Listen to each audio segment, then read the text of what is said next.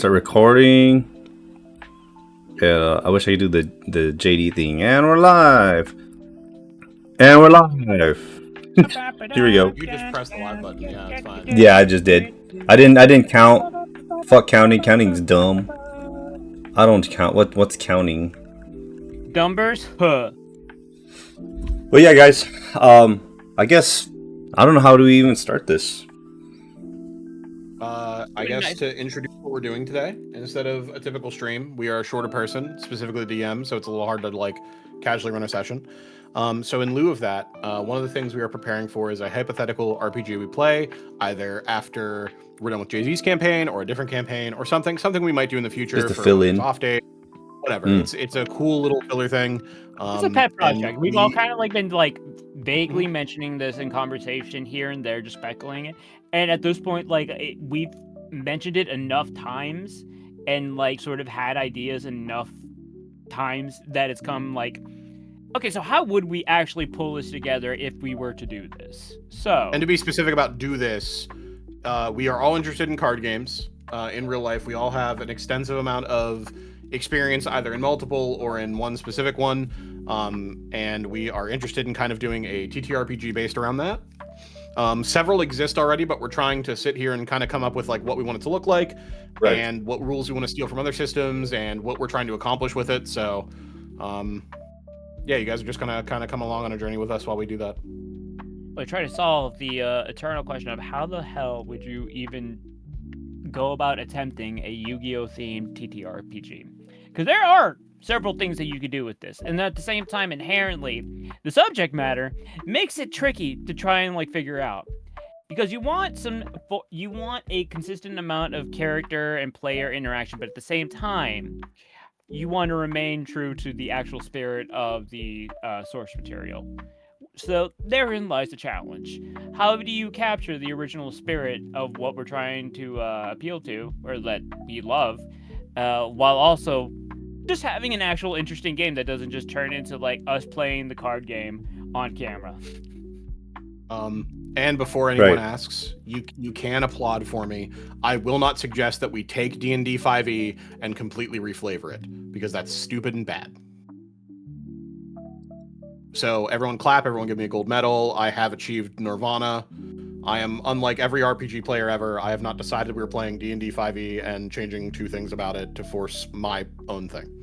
I understand the concept, right? Because it's like, to begin with, for anybody who's ever tried to do a homebrew of anything, I feel like one of the very first things that you run into is, or at least for me, it was, I want to reinvent the wheel. And then you go about trying to reinvent it because you think that, like, okay, I can weed out all, like, the shortcomings of the thing that I work with. And I will, like, revolution. Like, I don't understand why people are so stupid. I can fix this. Everything will be better. And then you go about actually trying to do it. It's like, oh, fuck. This is way over my head. Because it is way more effort than I thought it would be. Can I give you a good analogy? Working on like something that's already there is like, fuck it, at least it's a starting point. Yes, go right. ahead. So imagine you wanted to make a killer salad and you're like, okay, where can I start? And you were like, okay, well, one of my favorite ways to eat food is soup. So I'm gonna start with a soup. Okay, so I'm gonna take out this, I'm gonna add croutons, but that's still kind of a soup. Okay, I'm gonna take out this thing and then maybe lettuce, but now it's gonna be too wet. So maybe I'll dull that. I'll pour flour in there, and that'll kind of make it a little more salady because it'll suck up a lot of that soup. And it's like, dude, just start with a salad.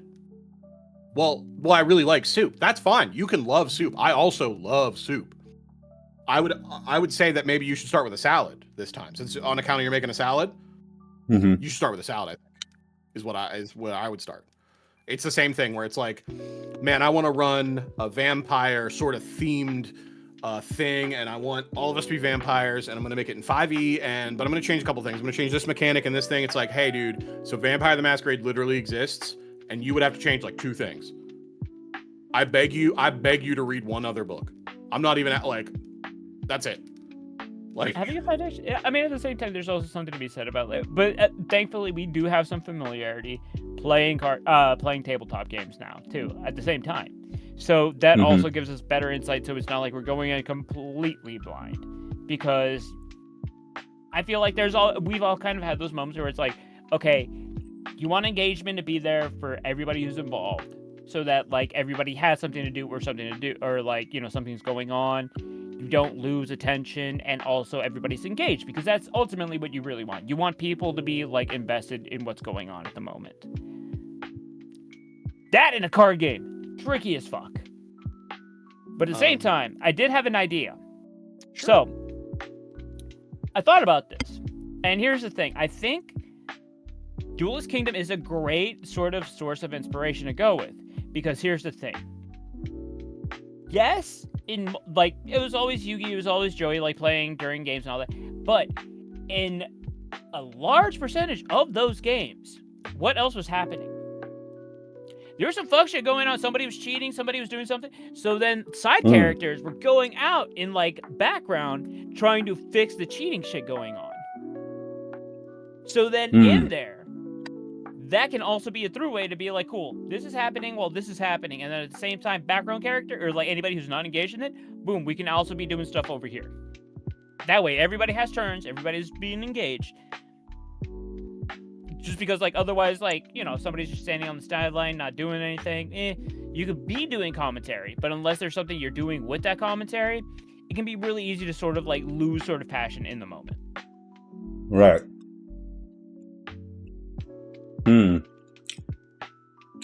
At the same time, I think one of the, like, first things, though, that we really did all sort of, like, struggle with is, like, what is the power ceiling we're talking about here?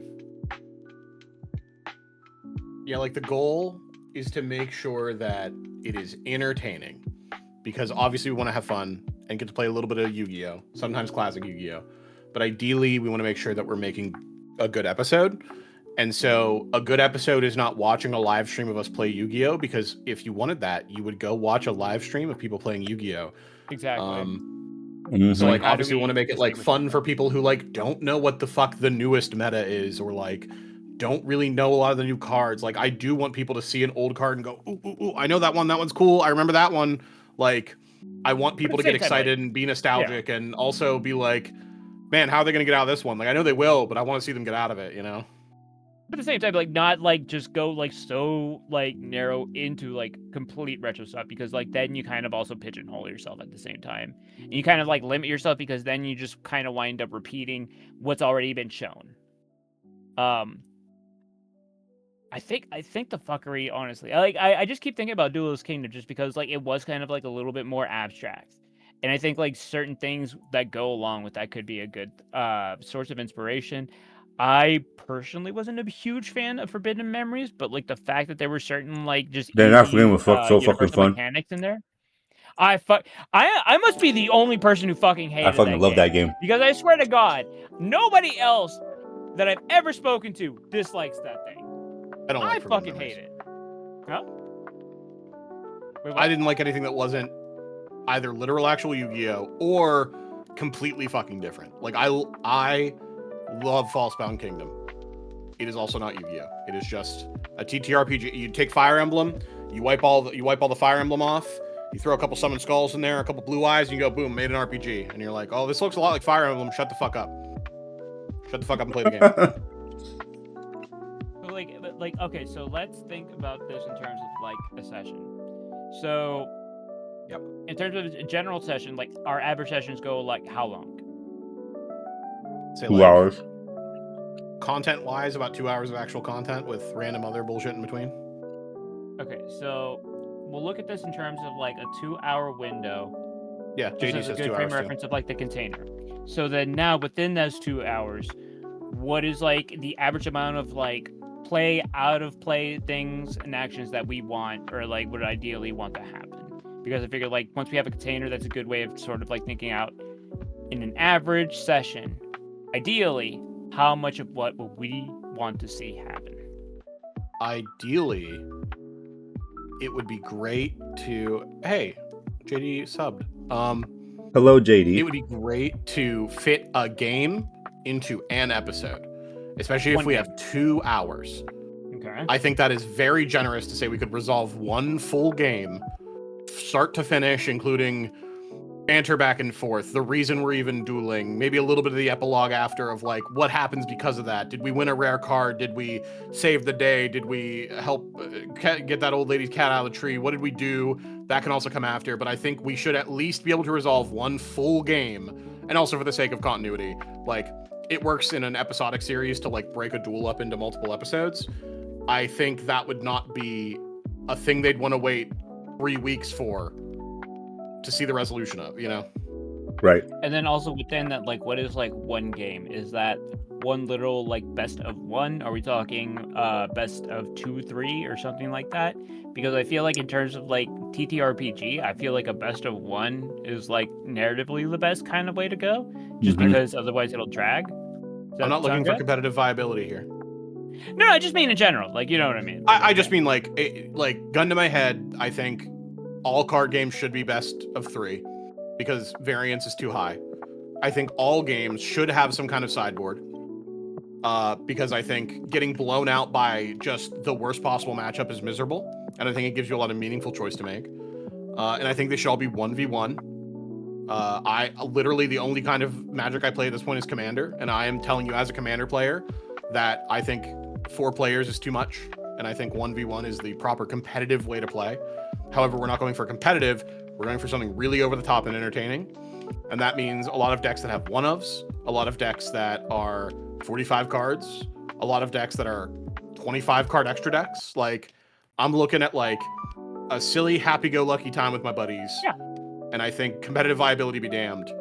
And I think because Warren is running it, he can make it so if he needed us to win this duel, we do win. But also it'd be nice to feel like we kind of dug our way out, you know? A nice timed trap hole feels really, really good when you do it right, you know? And then like, okay, so that's a good, so good establishing sort of like rhythm and sort of like story beats and whatnot. Okay, good. And then at the same time, so then card collecting. Ideally, like how would that even go about? Like, are we talking about like a suggestion, or do you want to kind of start riffing?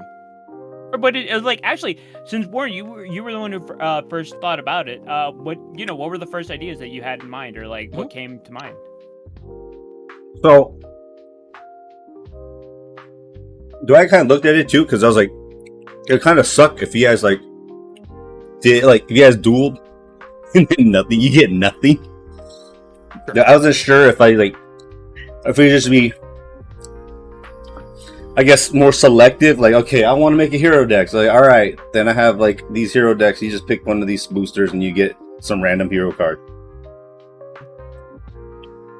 So people get what they kind of want instead of just like, oh look, I opened this and I got a Celtic Guardian again. You know, so, I was thinking about either yeah. Okay. So the thing I want to do is like, do you guys like pick packs and open them, right, with your earnings? But I think that's too difficult. I think because it's just like, and another thing was like, maybe give packs after the session, like gaining experience after the session instead of like, because I was like, as much as I'd love for you guys to be like, hey, let's fucking make a deck. Oh, cool. I'm gonna, I have this many start chips, so I'm gonna give one of them to buy one of these packs. It'd be fucking awesome, but I think it'd be super tedious. Okay. Yeah, like that would work for like an actual like video game, but because like our sessions are like a game like per session, at that point it's like it's a bigger deal. So it like in terms of like getting a booster pack would be essentially like a level up, or at least like a half level up or quarter level up, so to speak. So it'd be the equivalent of like in terms of like power ups, like that kind of be it. So that after so many amounts of sessions, your levels ups, your skill attributes, how you would like be gaining like traits and whatnot, that would be about sort of the equivalent of like pulling certain really strong cards out of booster packs. Yeah, that's what I was kind of thinking of too. It's just like, okay, you keep on pulling packs, and like when you guys level up, like you guys give me a wish list of cards that like a card, like cards you guys want, and then all your list like, oh fuck, it's my third one. I wonder which one of these is I'm gonna get. Gee, it's like, Oh shit! I fucking got my elemental hero Neos. That's hella hard to fucking summon, but fuck it. You know? Something to keep in mind is the way people got cards in the show was extremely varied. In season 1, I would argue most people, like, and I mean season 1 of season 1, like season 1 of part 1, most people. Where Like, the fuck did he we go? talking Duelist Kingdom or? Okay, he's right there. still Warren here, like moved ever so slightly past his. I haven't given my like, did pizza. this motherfucker just get up when I started talking to him. My bad. I can hear you guys. In part 1 of season 1, most people did not spontaneously.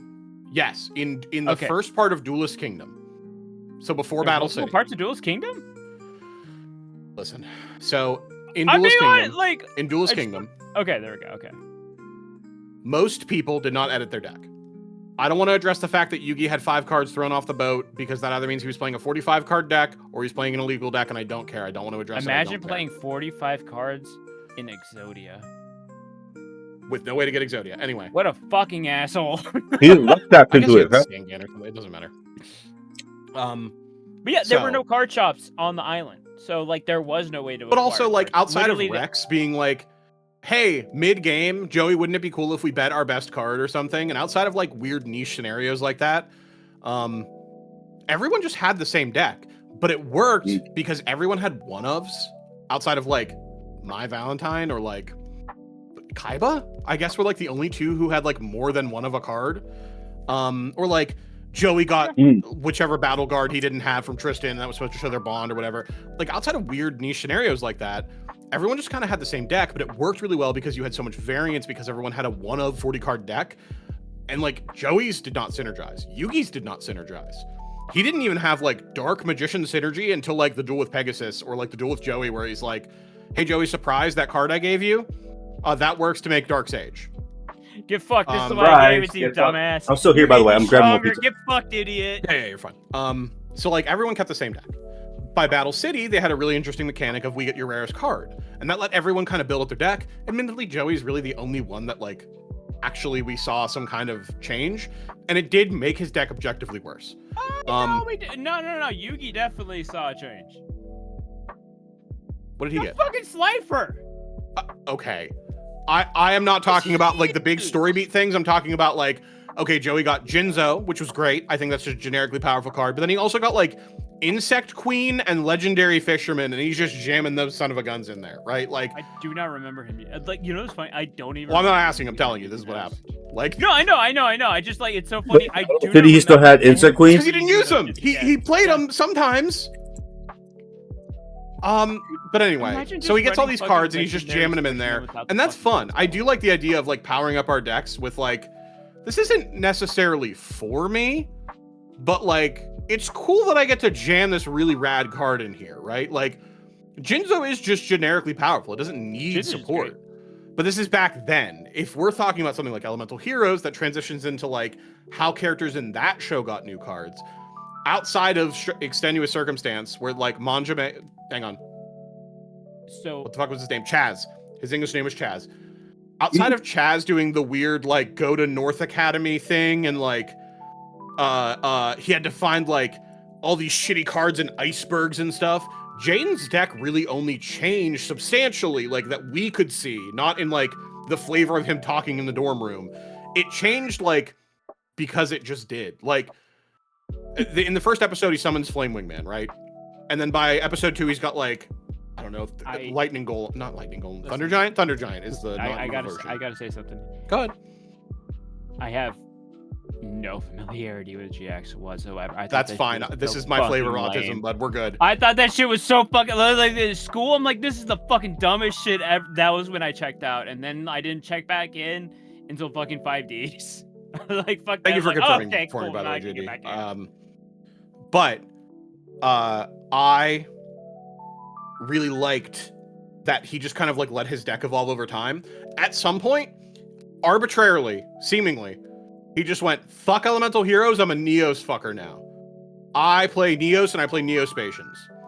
Okay, so this isn't an Elemental Hero deck anymore. In a fucking, like, satellite capsule or some shit, and then, like, they story-wise, he, like, was a little kid, he got to shoot something into space, Kaiba let him do it, and then he was allowed. Then so they came back, and now he has Neos, and now she has Yubel, and I don't want to get into this. Too much. It's too much. This is why I didn't come back until 5D. The point.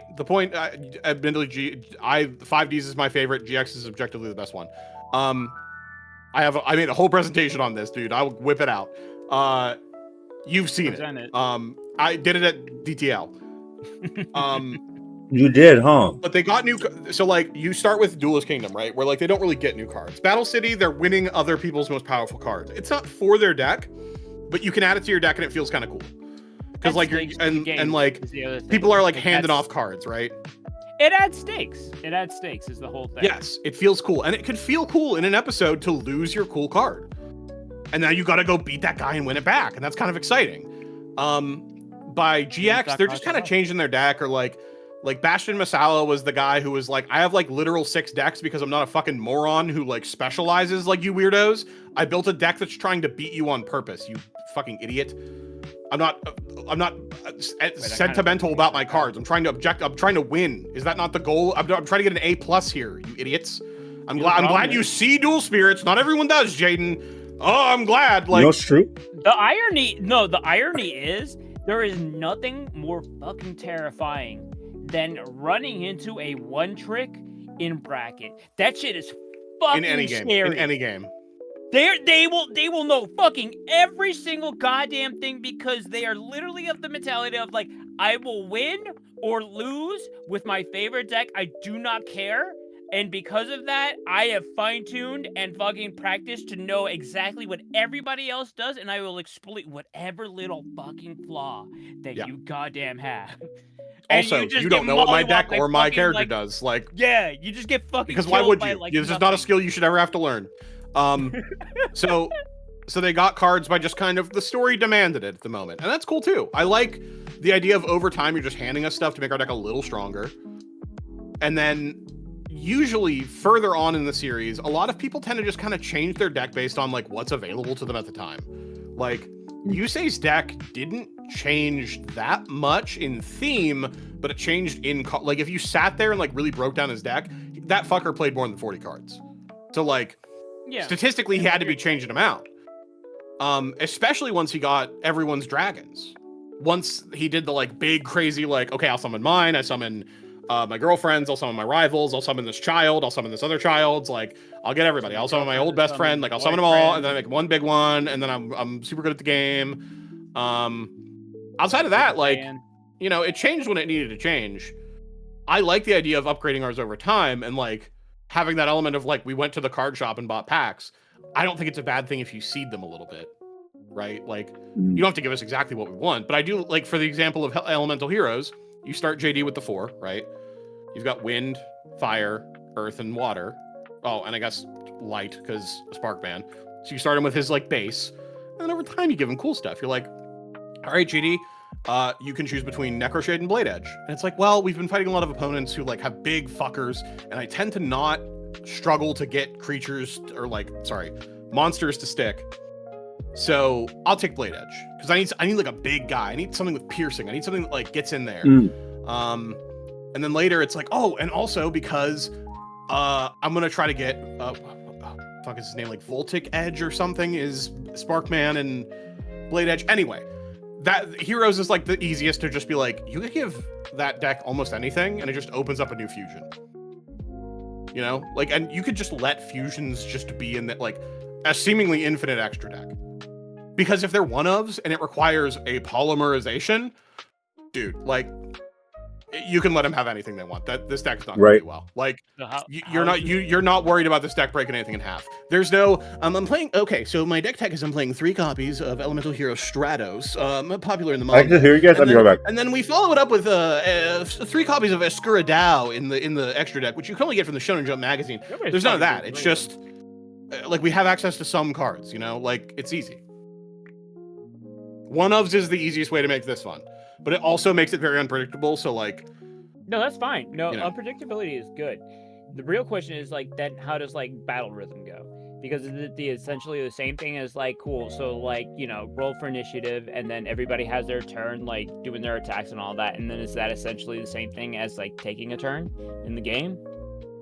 You have like one action being like your one thing, and then it'd be like, you know, your extra action or whatever as like whatever else you do is setting. I think it would probably come down to like take your turn plus a character action, I guess we can call it. So that might be something like, oh, I'm the badass rival type, so I'm constantly trying to intimidate my opponent, so I'm getting this kind of role during my turn. Or like, let's say you're playing and my character's off to the sideline and my character is the like cheer you on type. So maybe you have a moment where the DM is like, okay, you don't think this duel is going well because of that bad roll you did. You can go, oh, you know, my friend's character can cheer me on, and that can let me draw an extra card. That can let me do this extra ability. That can let me remember how to use this trap card the best. Like, there's any amount of ways we can manifest it, but there are things you can do from the sideline that aren't literal actions that are like, I want to tell him about the power of friendship.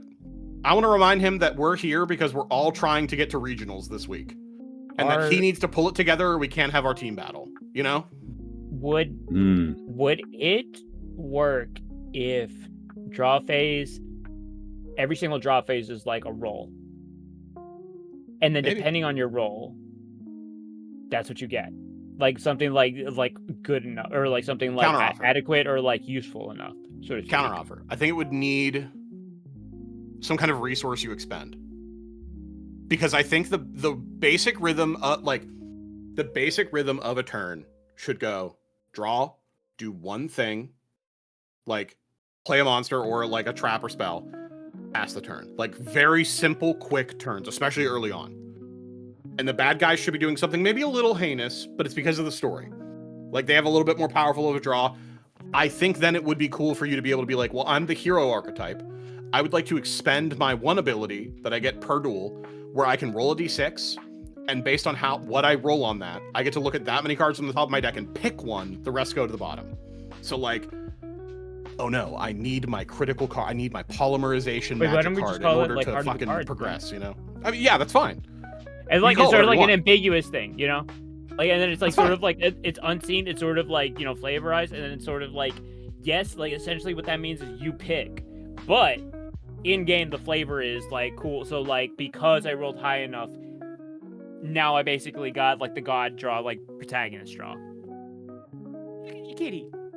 He came back. He's been gone since November. Aww. What? He just disappeared one day in November before Thanksgiving, and I thought he probably got taken or something. But he came back like last week. Around out there. Mm-hmm. You're gonna have a fucking girl cat show up, and it's gonna be your problem. But get him a fucking Cereso collar. I'm telling you. Well, I don't know if he's my cat. That's the other thing. It could be somebody else's. If he came back to you, he's your cat. I guess they're my cat now. I saw him on your arms just now. That's your cat.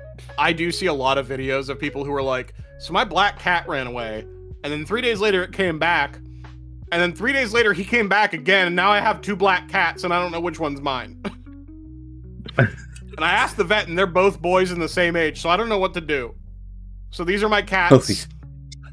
I have now. I've been adopted. A black cat. I've been adopted. So, should it be like character classes? Should it be like classes? Some of the dumb shit that I was thinking about was just like, hey, I'm trying to get my boy one up. So I bandit Keith the dude and be like, hey, you stupid fuck. And he's like, oh, what the hell? And he misplays. And then, then I misplay as a bad guy, which kind of gives him the, or like, he drops a card or some shit. Or if you like, or you distract the other dude and your buddy's able to draw one more card. Sleight of hand. Okay, gotcha. So like out of combat, I think that's cool. Passive like, effects. Yeah, I got that. Could it just be like, but yeah, I don't. But is it like a class? Like not a class, but like, should we make it something specific, or is just like, hey, if you have, like, maybe everybody has one a day that you could do for your buddy or yourself, or two a day or some shit. Mm-hmm. Yeah, because it's good because like that also like plays into the whole thing of like, even if like maybe necessarily you're not in the moment, like in the game itself, you can still do something so that you're still engaged and you're still invested in the game as it's going along. Right. And then also like ways to gain it, I guess. So there is a game that already exists that is almost what we want, but not technically. There's games that Ooh. exist. What? Yes. It's called Perfect Draw. It is a TTRPG that is designed to let you play out as the characters of an anime card game. Okay. The problem is that we kind of want to base around this game we already know. In that game, it is designed around the idea that you, like, on the spot make up cards sometimes, or you literally create your own cards. So, like, you go, I want this guy to, like, get a power up when I have lots of little guys. And so that's what your guy does.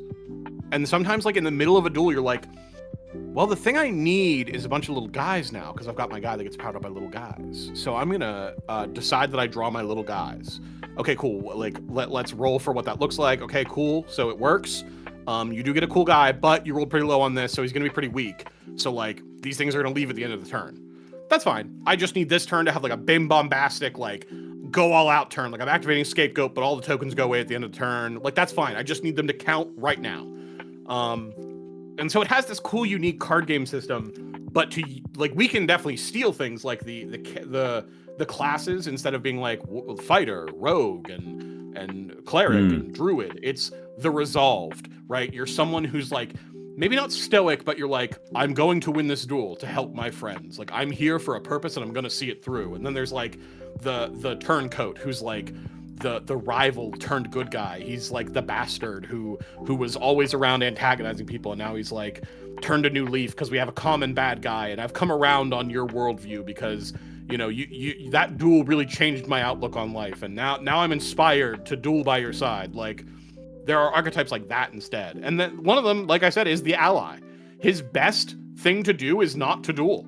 It is to sit on the sidelines and talk about friendship and give you power-ups and give you abilities and, like, do cool stuff from the sides, or, like, give you a card ahead of time that you can choose to draw when you want, as opposed to the rest of your deck, which you'd have to draw naturally. So, like, there are cool archetypes that we can definitely just fucking steal. And I don't think it's a bad thing to do that. Also, this is a Kickstarter I backed, so I don't feel bad stealing. It's honestly a good idea, because okay, so, like, even the idea of just manifesting a card with, like, blank abilities and all that still as a concept is, like, a decent thing, because, like, you could just, like, replace that as, like, just an ace card. Like, an ace, like, sort of, like, thing that you would do. If you would have watched GX, that happened at the end of Season 1. I am never in my fucking life watching GX. To give you the TL list of DR, the teacher... Their main teacher, their like dorm room advisor, turned out to be the bad guy of just that season. And he taught a class called Dual Alchemy. I cannot explain what that means, and nor do I care. Yep. I assume it was, this is legally so we can teach you science, but you'll pay attention. Yeah. So we put it in dual monster terms. And the main protagonist unlocked a card that was like the Philosopher's Stone of whatever the fuck it was called. And 3 times per duel, you could turn it into the card you needed it to be. So he was like, okay, well, I need it to be this. Cool, it's that for this turn. Okay, well, this turn I need it to be this fusion material. Yep, it's that. Like, yeah. I mean, that is a thing that exists. That is a precedent already set by Yu-Gi-Oh! You don't have to feel bad making that up or like feel like you need to balance it. That is a thing that exists. I mean, that's basically like how dual skills work. I don't play Duel Links, but like that is perfect example. Duel Links, the dual skills. Yes. Mm-hmm. That's what I was actually thinking about doing too. Is like taking the skills from Duel Links. It might be a good idea to like, depending. It might be a good idea to also like go with like a 4K life point cap. Oh yeah. Warren, do you still have that sheet that I sent you a million years ago? On Discord? Yeah, if I send it to you again, will you pull it up on stream real quick? Okay, so I do have a problem with that. What is that? Can we not pull that up? We can, but it will fuck up the whole entire layout. Just like put it like, do you just put it like on top of me? Oh, you want to do? I got this. Yeah. So you send it to me again. I want to download it from my phone because if I switch it out of Discord, it's gonna destroy the. I did some funky ass shit with it. If you send it to me, I could just put it up the last message on my face. Oh, okay. What's up? If you send it to me, I can just set it up as my virtual cam, and it will just pop up instead of my actual cam. Apparently, he's got it. So That's actually not too bad. But will we see? Don't we need to see it bigger? Once you said it'll be as big as my camera frame is. So because it's long ways, and it's not like I mean, like I can sort of like move it around. Can you scroll it like? Yeah, I probably could. I only need it for like 2 minutes, so we don't have to like do too much here. Here, let me just upload it really quick. Okay, so it's already uploaded. So this is what I'm gonna do. I'm gonna go Google Drive, and I'm just gonna open it up as a window on.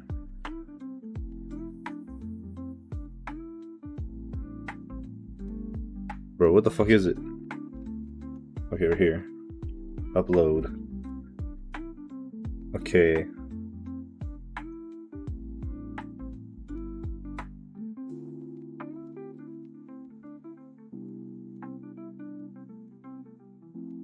Recent. Okay.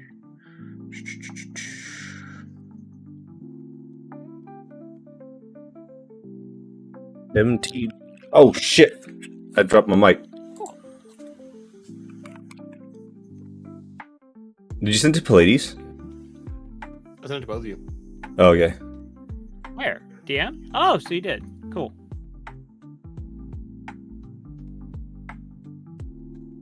Save. Okay, so Save. let me open this up. Right here. Let me add this window. Where is? Okay, Okay, wait. I got it. Cool. Good enough. You can put it over me if you have to. I'll put it. It's just for an example. It's not super important. Wait, here you go. It's gonna be. So I made this a long time ago for a Magic the Gathering RPG I ran. And basically it was just the Genesis system, which if anyone's ever played, that's how like the Star Wars RPG is run. So like the dice are these weird like 12-sided dice that have just a bunch of binary check yes nos. And I made really simple skills. I reduced the 6 stats you'd expect in D&D to 5. I made 10 skill checks instead of like 30 or whatever the fuck D&D has. Other stuff that you can check off. But like this is how simple my RPG was. Compare this to like a 5e sheet. Like I wasn't fucking around. Life bag. Athletics. No, cool. Life was like what your current max life total started at. So like in Magic the Gathering, it starts at 20. In Commander, it starts at 40. In this RPG, it started at 6. And so you had to unlock life stones at the bottom there and check boxes to make that starting total go up. Question? Yeah. Will this work on Android? What? That sheet? Yeah. I mean, it's not form fillable. It's just a PDF. It's not. It's just a piece of paper. Okay, there were just Apple symbols like around all like the oh skills. My god. That was... Well, it's because I steal things. Well. So those are actually something I called Aussie fruit, which is called ASI, which is ability score increase fruit. And that just meant that you could use up to 2 fruits per skill or per stat to increase the stat, which correlates to one of the things at the bottom. Okay. But all those things you see there, athletics, cool, discipline, lore, mechanics, negotiation, all those things, every time you'd fill in one of those blocks that has a dot, you got a cool ability. So like at the start of the game, if you had really good perception, and so you filled in that first dot, you would get to scry one at the first turn. So you got to look like, you get your first hand, then you look at the top card of your deck. If you like it, you leave it there. If not, you put it at the bottom. Really simple, really little early on, not powerful. Once you leveled that up, you got to scry 2. Really good. So you resolve your mulligan, you like, okay, I got a keepable 7. Look at the top 2. Put it at the top or bottom. By the third one, you could fate seal someone. Fate sealing is where you can look at either your opponent or yourself. Look at it, put it on the top or bottom. So you could look at the opponent. You could look at this like bad motherfucker who's playing this crazy 5-color power deck. and go, oh, well, I don't like that. That's your boss monster. That goes to the bottom. Like, So here's Oh, the other question. you know. So what about like actions outside of combat? Because it's the vast majority of like stuff that happens in TTRPGs is actually outside of combat. Yeah, that's why I had all these skill checks so that you could like use these skills to do other things. All combat though was resolved through playing Magic together. In our case, it would be Yu-Gi-Oh. Right. So then there, like, it might also behoove us to like sort of like think about, okay, what kind of sort of environment, right, or like sort of conflict or setting would make it so that we have an equal amount of sort of engagement, obstacles and things like that in and out of combat, so to speak. Yeah, Warren, do you see us in Battle City where in some big tournament where like the four amigos have to like figure out how to navigate getting locator cards and like asking the right people about where the best opponents are, who have the most star chips or have the rarest cards that we can hunt down? Or do you want it to be in like a school where it's like a lot of our skill checks are just like socializing with our friends and you know, kind of navigating the dorm system and deciding what day is the best day to stop by the shop because that's when they get all the rare cards in? Or like, hey, I heard there's this crazy guy by the waterfall outside the school that's like a fucking caveman, and he has like a caveman deck, and I heard if you beat him, you'll get like a rare card. Like, or like a there's so many things we can interact with, but like, what do you want us to do?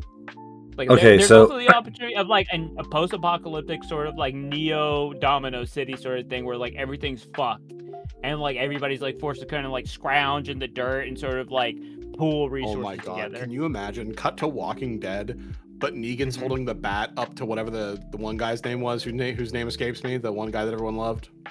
what? The one, yeah. Fuck, what's his name? Anyway, instead of hitting him with a baseball bat, he goes, okay, now duel me. Yeah. And he just Yeah, beats his exactly, ass. yeah. That He you just duel beats his me. ass so bad at a duel that he's like, oh man, this sucks. Instead of means something horribly violent and miserable. I Okay. also forget Stephen Yeun's character, his name at that time. I knew the actor, I didn't know the guy. I'm like, was it Invincible. Willis? I don't fucking Invincible's know his name. He literally has a magic card, which is pathetic that I know that and not the name of the guy. He's going to have multiple cards, is what's wild. I see, like there's a couple, and like Len. I think it's a good idea to consider how each of these could possibly go. Because like each of them like has like a different sort of like dynamic, a different sort of like dramatic curve that you could like play with, different like sort of obstacles, puzzles, and all that, right? I think it's like a good idea to sort of like consider, yeah, sure, okay, so how would this go? How would A go? How could B go? How could C go? So like, for reference, What are you called to, Warren? What are you inspired by? What's the story that you want to tell with this? Let's just sort of like, let me just sort of like spinning on. Okay, so like let's say I'll like throw this out there. So like Duelist Kingdom scenario would be sort of like a almost like a Survivor thing, right? There's not really like there's a scarcity. Right. There's not really like opportunistic ways of like gathering resources. You have to really like scrounge for shit, and you could actually potentially put in an actual survivalist sort of like element to it, where because like literally they were trying to fucking like just eat. They had the reason they had to do a fucking Mako Tsunami is just because they smelled his fucking like fish. Because he was the only like person who could actually fucking like get food reliably, and that's how they got suckered into that thing. So that's what, and like shelter. So like, there's a lot of things you could do with that, almost like a fucking Metal Gear Solid 3 Snake Eater sort of thing. Battle City is a thing where like there's resources, there's shops, there's things like that. So now you have more Rare card exchanges. Contact. Exactly. Yeah. There's actual shops and things like that. So like, there's more options with customizing. People with god cards running around. That too, like, Which is so you have either like, Right. do you go for the guy with the god card and hope you get lucky, or do you avoid him until you're powerful enough? Like, because that motherfucker could absolutely just wreck you. You just fucking murder. And also, if you have like fucking wandering rare hunters, that's essentially like in D&D the equivalent of like having cultists and just like minions. So that'd be actually like a good way of like being able to generate just like random NPCs. Oh, that's that smart. Still have a threat factor to them, right? If you wanted to do like you could even do it like old fucking Egypt, like model of that, honestly, and then like have it sort of be like and then like redo that as like a bandit thing, and then like actual stone tablets and whatnot, but also like now there's like reverse the sort of like system to being more about magic, maybe a little bit more sort of like esotericism. Do you double sleeve your large stone tablets, brother? I was wondering what sort of inner sleeves you use. I have a use for art sleeves for my giant stone tablets. Do you have an outer sleeve you recommend? I wanted to use perfect fits, brother, on my large stone tablet. But I can't find a deck box that fits the full 40 plus 15. Brother, I don't know what to do. I sacrificed my little sister for this one, brother. Judge, really am I allowed to have my extra stone tablets in the same sleeves as my main deck, brother? Sorry, continue. I'm all psyched. Was like, okay, so listen, guys, we're having a hard time with this enemy, right? But listen, there's like a village on the outskirts over here with like at least 1,000 people there. I don't know any of them. I heard about this cool ritual where you can get the super powerful item if you just. Praise you won't be. believe this. Guys, you won't believe this. I turned my family's farm into a spell ground. We can fold it out and play 2 players on one area, brother. You not understand the implications. It's all cloth. I'm better than you. And we'll brand it. Look at this woman I've drawn on my box that I keep my stone tablets in, brother. Do you have the 10,000 BC spell ground specifically for that world? Why are you using such a complicated system to keep track of your health points, brother? You don't understand. I need the graphing calculator. Why? Can you not count to 2,000, brother? Well, yes, of course, but it just looks better. Well, the alternatives I'm like not doing a bit abacuses. They have abaci. They fucking bring up the stone tablets, abaci. Fucking. What could you possibly need parentheses for the abacus, brother?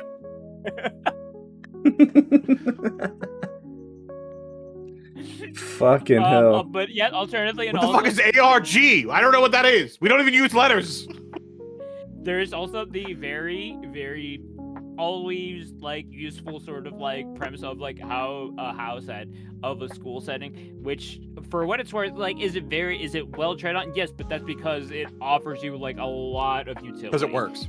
Yeah, there's so many different scenarios you could use with this, so many different like just setups and all that. So it's actually like very conducive to just like doing random events. I'm trying to think of anything else.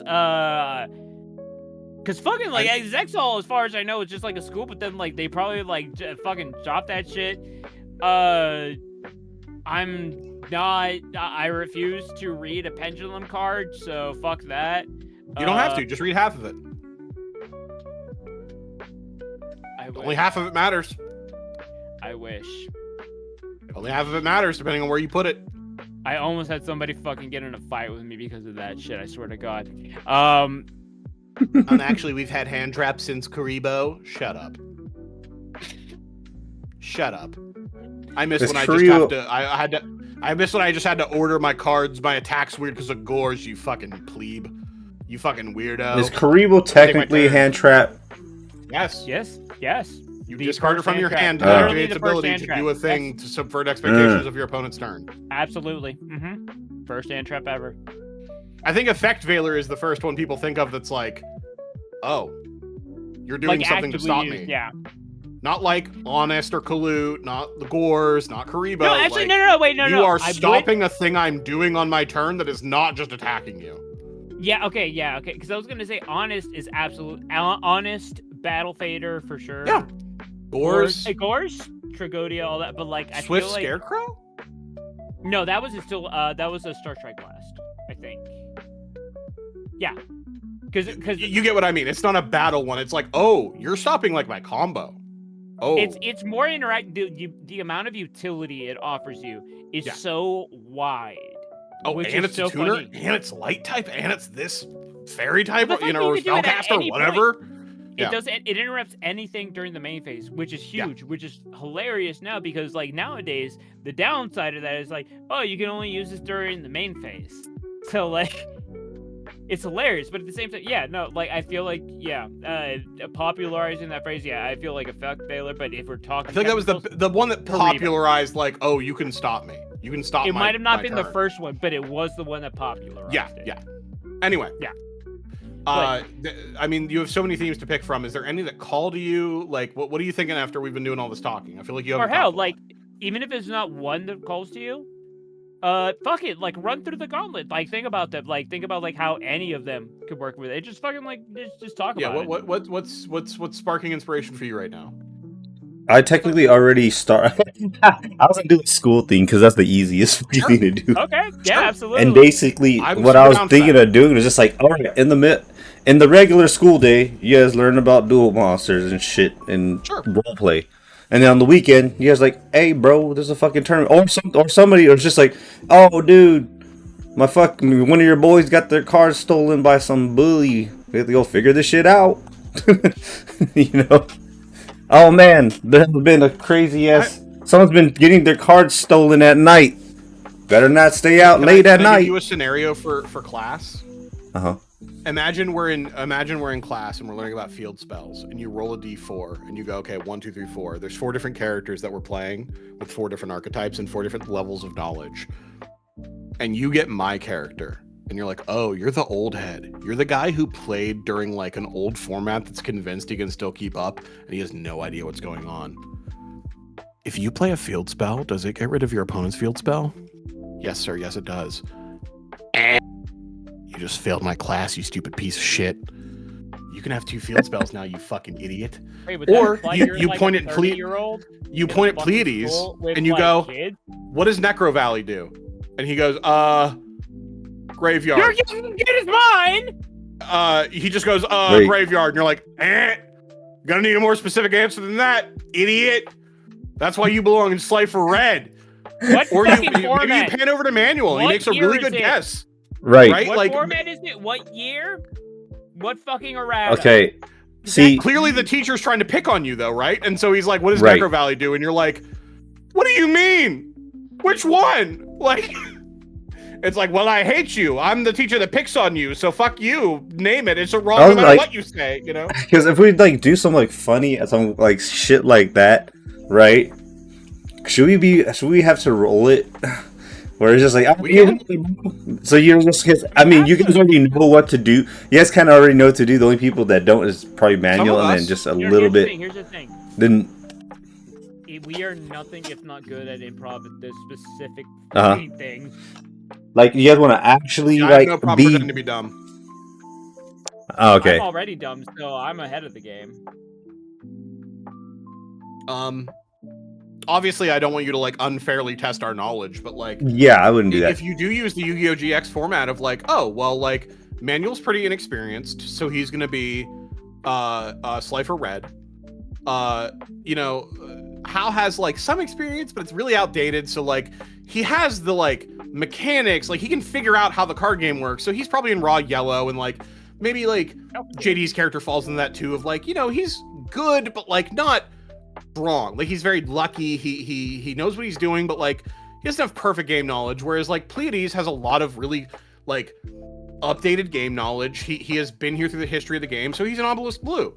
Like, we're at these different levels, and like, so maybe we're in different classes, or some of them overlap, and like they're obviously making fun of the Slifer Reds, but the Obelisk Blues are so stuck up, and like there's so many ways you could do it, and you don't have to split them into dorms like that. You could do a modern version that uses modern cards. You could be like, oh, we split the dorms into Fusion, Synchro, Xyz, and Link, and they're ranked differently. You can do whatever you want.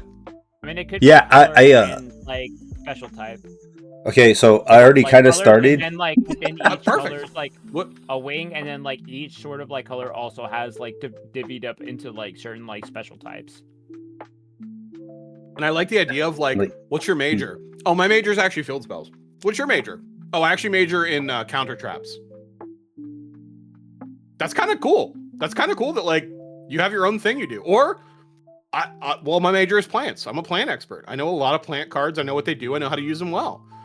I don't really know how to use a lot of other cards well, but I'm good at using the plants well. What? This is very specific player who like is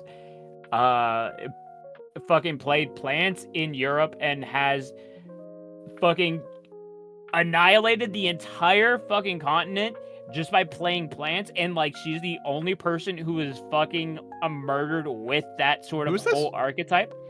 I think her name's like Jessica Robbins or something. I forget her last name. I feel actually so bad. know this person. Not like personally. Yeah, no, she fucking like she No played Rickus on Avalon and like fucking annihilated every single fucking big ass tourney in Europe. And does she have a really popular like, YouTube channel? Yeah, she does. And if it was anybody else, I know exactly who this is. I love her. I love her. She is the plant one trick, and it's like fucking every time I see her like do well, I'm like fucking it just makes my soul happy. I love her fucking videos. Love it. I see him once in a while. I'm not subbed, but like I do get them recommended, and I will stop and watch. And I don't really watch Yu-Gi-Oh content. It speaks to the whole thing of like, if you know your fucking shit more than anything, and like the thing that like drives your passion is the fact that you just like it that much, that is like the most fucking romantic shit I could ever think about. Good for you. Fuck yeah. Fuck the meta, fuck whatever's top, whatever people tell you. If you put your like time and energy into something and you win with it, there is no greater high in the world. Yup. So what else? What else? Should we split it? Like, cause I wasn't sure if I should like either split you guys, but how would that even like? But how would that work? Because you'd have to like split us. That means you have to manage two groups at the same time. I know, that's what I'm saying. I technically have 4 houses, and I kind of don't like it, but but it's hard because I don't know. I was like, all right, do you guys just choose? We go into the little sorting hat and like, but it's like, fuck it. Do you want us to choose? You pick. You're the DM. I feel like I know, but I want to give you guys like some choice too. That's fine. Go in here, and here's the thing, like, because this is all still at the same time, experimental, spitballing phase, like sort of like discovery phase. So at the same time, all this to say, whatever comes out of this specific iteration, the next iteration, we will learn from everything that we're doing right now, and the worst thing we can do is not attempt anything, because then we won't learn anything about like what works and what doesn't work. So I would honestly suggest like, fuck it. Honestly, maybe we just go ahead, we just like say certain things, we just rock with it, and then we can also like tweak, because again, it's still experimental phase. I think what's important too is like, I think House whole setup was like actually really good with houses and junk like that, because that's pretty fucking accurate, and it would work. It would play well with our familiarity, like individually. I like you assigning us this thing. I think it's okay to take agency away once in a while, because it gives players interesting character development. Well, like, what if you place me in a house I didn't want to be in? What if I'm like a legacy person who's like, well, I wanted to be in the same one that my dad was in, and my granddad, and my brother, and my older sister, and like we were all in the blue one, and like I got in yellow. That kind of sucks. Or the opposite. Like, maybe I'm like, oh fuck, I'm like punching above my weight. I'm not supposed to be here. Like, you guys are doing like advanced calculus and Yu-Gi-Oh. I just figured out fractions, dude. I can't count above 2K. What do you mean we have 4K to start? Right. I don't know what's going on. Reaper of the card says 1930 on it. Do I have to calculate that, teacher? Like, you have no, listen, listen, there's an entire archetype called Dinomorphia. Okay, and the entire archetype's theme is that every single card they activate halves their life points to do it. Nope, not doing that. Yeah, no, literally, you get down to like you split down to like 22. 2 like that shit, and it's literally like, because the whole like boss monsters effect is like, if your opponent's monster activates any effect with attack points greater than your life points, it gets negated. So literally you were trying to like go down to like fucking point decimals of life points. Ladies, yes, if you ever see me half my life points, you're gonna look down at my spell trap card zone, and you're gonna see a solemn judgment in that spell trap card zone. That's it. They just put that to 1. They just put solemn judgment back to 1. I don't care. That's the only time I'm half in anything. I'm not a Neanderthal. You can't make me. Everything halves, half. Hey, how about so warding? Fucking annoying. I still barely have a grasp on how glow up bulb works. You can't do this to me. What do you mean once per duel? How do I track that, Judge? Do I just what do you mean I gotta remember? No. So the funnier thing, you remember twin-headed behemoth? Yeah. Those cards said specifically like once per duel, but literally they were tracked by individual card. Yep. There was a certain point you could run multiple of them, and then somehow it was specific to that fucking copy of the card. So there was no goddamn way of knowing which ones once per fucking duel effect you goddamn used. And the way they fixed it, fuck it, put it to 1. Just put it to 1. That way we never have to keep track of it. It's always that one. Fuck it. That is a smart way to do it. The closest we have in the classes, the closest we have in Magic is in Commander. Your commander that you pick is always your commander. You can turn it upside down using an effect and turn it into a 2/2. You can turn it into something else. It doesn't matter. That physical card that you own is your commander. So if something needs to be fulfilled based on whether or not that card's your commander or commander damage to your opponent's life total, that card is always your commander. So if they turn your 8/8 into a 2/2, cool, you're still taking 2 from my commander. If I hit 21, I hit 21, bud. That's my commander. See, my whole thing's like, that's fine. And then but when you shuffle it back into your deck. But you can't do that anymore for at least Magic. So I was gonna say, like, anytime your commander changes zones, you can put it in the command zone, which is good, but also it sucks because there's less tools to deal with it. But I was gonna say the shitty thing about like this, just the school setting thing is like it's literally just like a skill level like separation. If it was like literally just like expertise sort of like separation, yeah, that would actually like make it better. But it like kind of like sucks that the way that it was introduced is literally like beginner, intermediate, and then like expert. Unfortunately, yeah. Unless you want to switch it up, which is entirely possible because fuck it. I mean, this is all homebrew. You know what I mean? Something to consider, by the way, for mechanics, is the most fun I think my players had when I did my Magic the Gathering one. Is that I didn't include anything above uncommon, so I only had commons and uncommons, which is basically like Oh yeah. What is a normal Yu-Gi-Oh card that has like no rarity? What is that called again? Common. Common? Okay. So it would be only commons and rares. Yeah. There's pretty powerful rares, but like it means you're not gonna have to deal with ultras. You're not gonna have to deal with ultimates. You're not gonna have to deal with ghosts. You're not gonna have to deal with secrets. None of that. But it worked in Magic because it's Magic. I think for Yu-Gi-Oh that sort of opens up a lot more. I also limited everyone to 1 of every card and that they could unlock later. So like, oh, you've all leveled up to level 10. You have now reached the point where you can include 2 of any card in your deck. In addition, a normal Magic the Gathering deck is 60 cards. I said your deck only has to be 40. So there's a lot of variance because it's one-ofs, but there's a lot less things you have to like deal with. So like for us, I if we all have a boss monster, we don't need to see it every duel, but it makes sense that we're like basing our deck around this. So a 20-card Yu-Gi-Oh deck is very unusual, but like it would mean that even with variance, we might see it eventually. No, that's actually that's actually a really good point to make out, because that's exactly like the sort of model that they brought out with Duel Links. That is why the deck sizes are smaller. That is why they have things like dual skills. And it's specifically because the idea was it's like if you've played Yu-Gi-Oh, you know it doesn't matter what fucking format you're in. If you're playing like a full set, that shit is going to last. It can very easily last an hour. No, like without even trying, nobody stalling or anything like that, it can happen. Lowering it to 20 cards gives it that range where it's like now it's something you can actually play on your phone, because the assumption is that you're not going to be there for fucking ever. You know, you're not going to like wind up giving yourself hemorrhoids. Shout out to all my hemi brethren and sister and all that. But like, yeah, lowering the deck count honestly could be a good idea. Should be like, yeah, because so I already made up a mock deck. Okay. But I don't know how, but I made it for, like, honestly, I kind of was gonna. So this is the hard part too.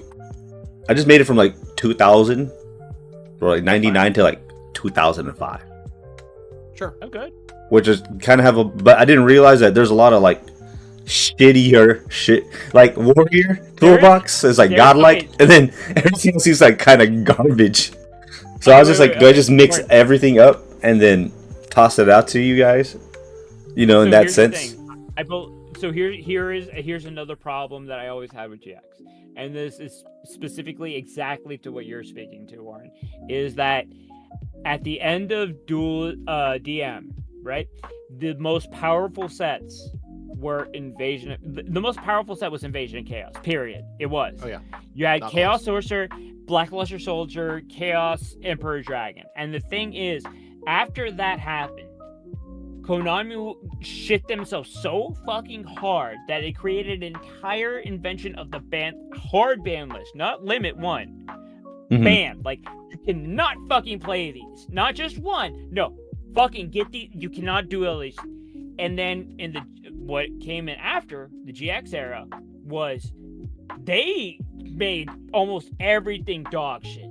They made everything dog shit as sort of like a really like it felt like an overcorrection. Like things were like Ancient Gears, Neospatians, Elemental Gear. Like a lot of them had just arbitrary limits. Like things like Contact Fusion with Neospatians. It's like you spend all these resources to fucking get these monsters out, and then they get returned back anyway. Like, and it was not again, like Glad Beasts. You don't get something at the end. You did your Contact Fusion. Congratulations, you got Magma Neos. That's really cool. Put it back in the fucking deck, idiot. Like that. And like, that's why like the biggest fucking like powerful like archetypes out of that area weren't even really GX archetypes. It was just shit that they put out like Monarchs, and then at the very tail end, like Glad sacrifice a normal summon and blow you out. It's just easy, like just bare minimum attrition, and it's like, and then what were the decks that were really good out of that? Anything that gives you cheap tribute fodder, because that enables Monarchs and everything else. And then Glad Beasts are like, yeah, they fixed fusion archetypes, so you don't have to have polymerization. You can just fuse and shit. You can just do the shit. And then that was like the predetermined thing to like fucking synchros. It's the same sort of thing, but like now at least like they have the weakness of putting the face down. So there was like this weird sort of like thing where it's like the power scaling all the fucking way up here to like getting Yada Lock by like nuke all your shit and summon a Yada Gross, and now you're just fucking dead. There's like I am going to attack you for 200 until the heat death of the universe. Everything gets banned. Right. And it's like, okay, you better play like one of Scapegoat, one of Confiscation, one of everything, all that shit, and then like, okay, blah blah blah, and then like boom boom boom Glad. Okay, now Glad Beasts. Okay, now we get Monarchs. Okay, now we can kind of like start doing shit. But like there was like that, like there was like a trough. There was like a dark age. So that is the issue with like that kind of era. But I think if you at least go to the tail end of I mean, this is my own personal bias, tail end of 5Ds. Like with certain like modifications here and there, I feel like you can actually like do like a decent bit. And like, because even then, yeah, I mean like it's powered, but like it's not like super fucking overbalanced usually. There's things you can do. Heroes still have stuff. Honestly, like Heroes got more shit. Heroes got fucking Draco Quest, which was like a great super poly target. Yeah. I mean, like, that's honestly kind of the funnier thing, too, about, like, Elemental Heroes and, like, Super Poly is, like, kind of like the longer the game goes on, the better Super Poly gets in general. Also, obviously, an easy way to floodgate us is one-ofs. Yeah, I was going to do that. Yeah, and I mean, all of it's always going to be one-of. Yeah. So, yeah. That's what, like, that's what I was doing. It's like a 2-of Celtic Guardian, not going to break the bank. A 2-of Elemental Hero Avion, it does make it easier to summon a couple of these heroes, but like it's not the end of the world. A 2-of I'm trying to think of a good example. I don't know, Tuningware or Stratos. It's like, oh, okay, you've made the deck a little too consistent. I think that's. I mean, depending on the count and all that. I don't know. I've honestly always thought of like a 2-of like format would be fun, but like then again, I was thinking of it in terms of like 40 card decks. But in terms of like if we go with like a lower count of like 20 card decks, I think a one of everything actually works pretty well, because then that also allows like a sort of like a lot of like it encourages sort of really stressing on the fly improv. And I think that's always going to be one of those things that like draws people to that kind of format. Is just like, holy shit, what the fuck do I have in my hand? And if you're able to like pull it off and like pull off like some stupid synergy that nobody's ever even thought was plausible, and it's only plausible because it's like, you know, within the sort of like range of situation, I feel like that's also a big draw. Like that could be like a huge fucking dopamine release. It's also important to note that like there's a lot of things we don't have to deal with in an RPG that like you have to worry about the balance of the game in real life. Like you can have a basically infinite extra deck because no one's playing. I'm so hard. What's the card? Magical Scientist, the one that's like I just do whatever I want. No one's playing 3 copies of Instant Fusion and needs every single possible iteration of what that can bring out because we don't have it. I'm playing a plant deck. I don't have access to. What was that one card they got really hype over that was like a fusion and a tuner and everyone thought it was going to break the game in half and it was just fine? Okay, no, like, you know, hold on. Nobody thought that. We were sold a fake bill. Okay. That was, no, that, and like to this day, fair. that is a huge fucking meme. Everybody's like, this is by definition the most overhyped piece of shit any of us have seen. But, so to but this you, day, like, we don't have to worry about that because you just don't got to put it in. It's not there. Who cares? Or like none of us are gonna sit here and go, I think the best deck that I want to play is an Exodia stall deck that has 3 Threatening Roar and 3 One Day of Peace and 3 of Chain Energy and 3 Gravity Bind. Like that. Don't let us do that. Just go. Hey, no. I know you guys.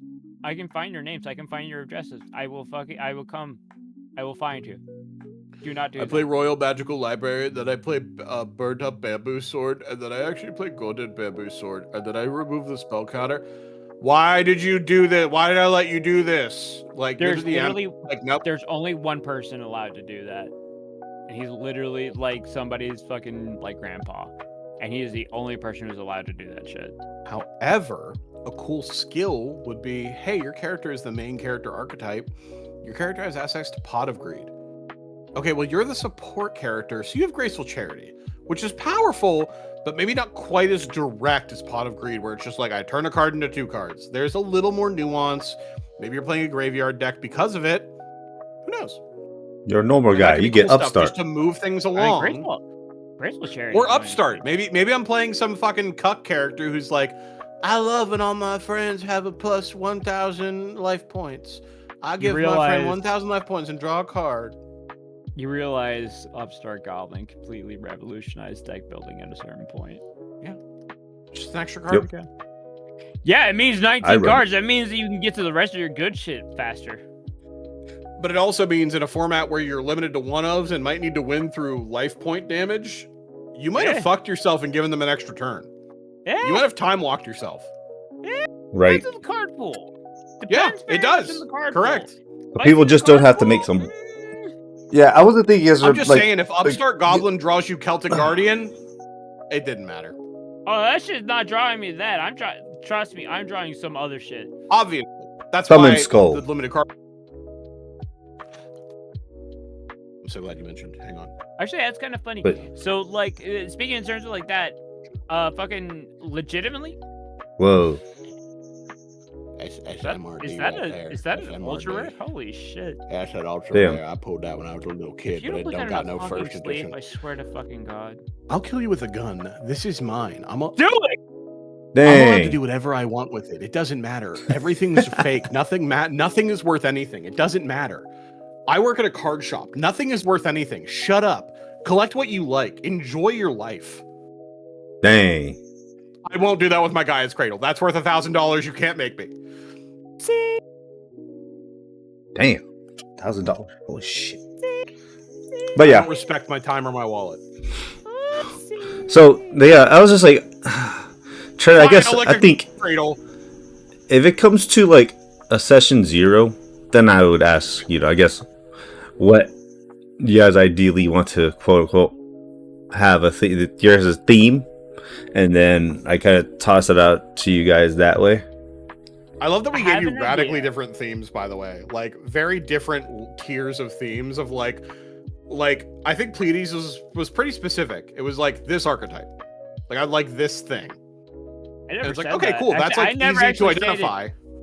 No, I actually never stated exactly. He didn't what I say would it. do. Mhm. Everybody I else thought you said theirs. Maybe Nope, maybe everybody else said theirs. I did not say mine. I had an idea, No, but I must have didn't imagined want JD to said say he out wanted loud. heroes.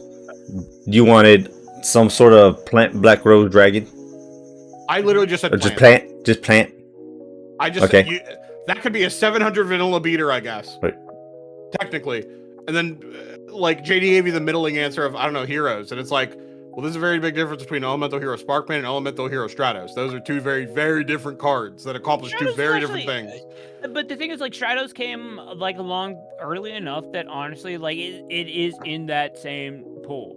It Sure. is like primordial elemental hero. What I'm getting at is Foundational. they accomplish different things. So like, it's not specific, but it's more specific than I like plants.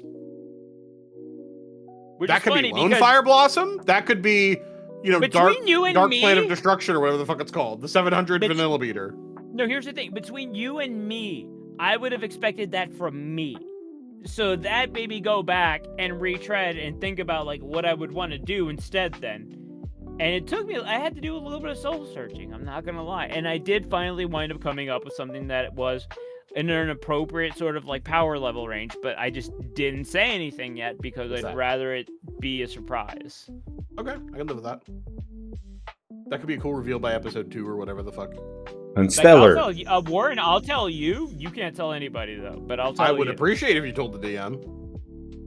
I would feel very awkward if you were like, no, it's a secret from everybody. So how the fuck is he supposed to give you a deck?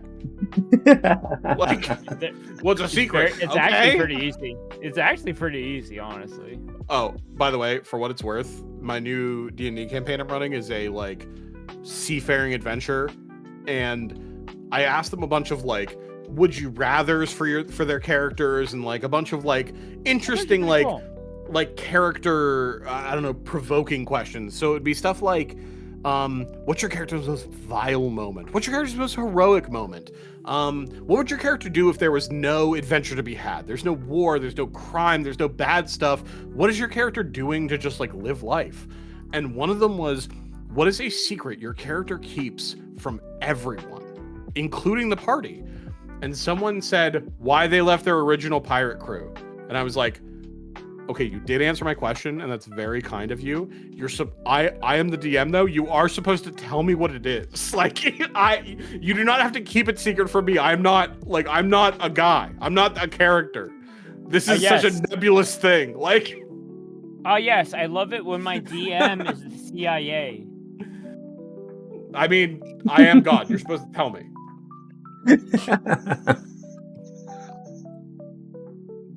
I think Speed pulling duel? one over on your DM is the worst thing you can do. I think trying to work with your I DM think to it's pull a one over on the great thing to party is do. fun. I think it's a fantastic thing to do if it's well done, but it's an immensely difficult thing to do well.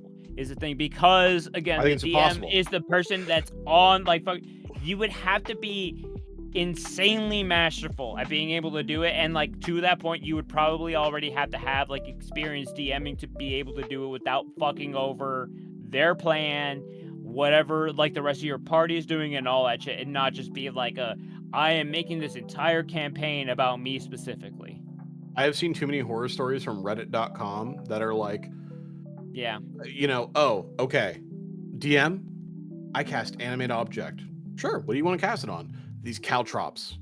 Okay, sure. You animate several caltrops. They're tiny, so you get a bunch of them. DM, little did you know ahead of time I've tied them all together with rope. Okay.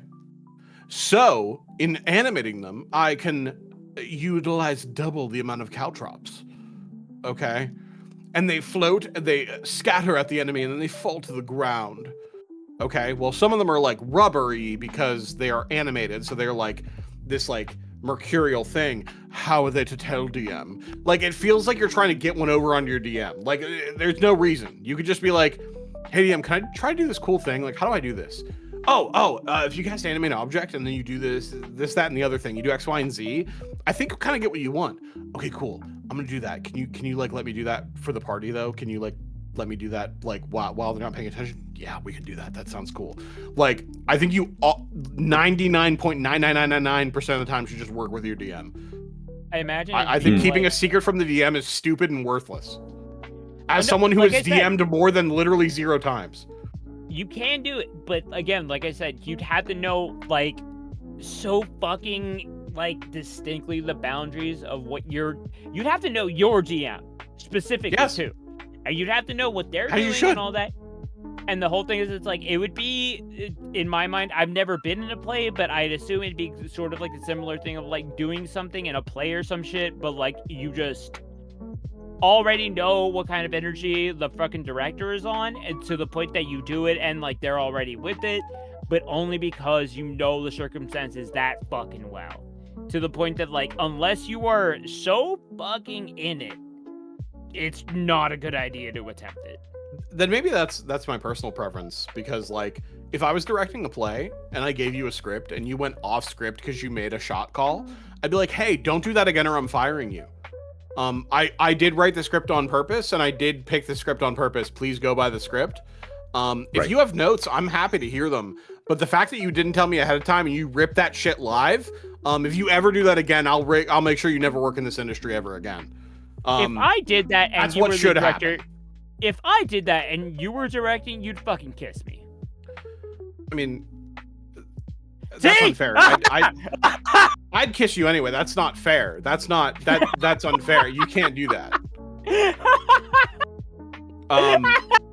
But yeah, if you went off script because you thought it was a good idea, oh, I'm mad. Okay, I'm sure there are some directors who are like, yes, darling, yes, executed. Do your best. Like,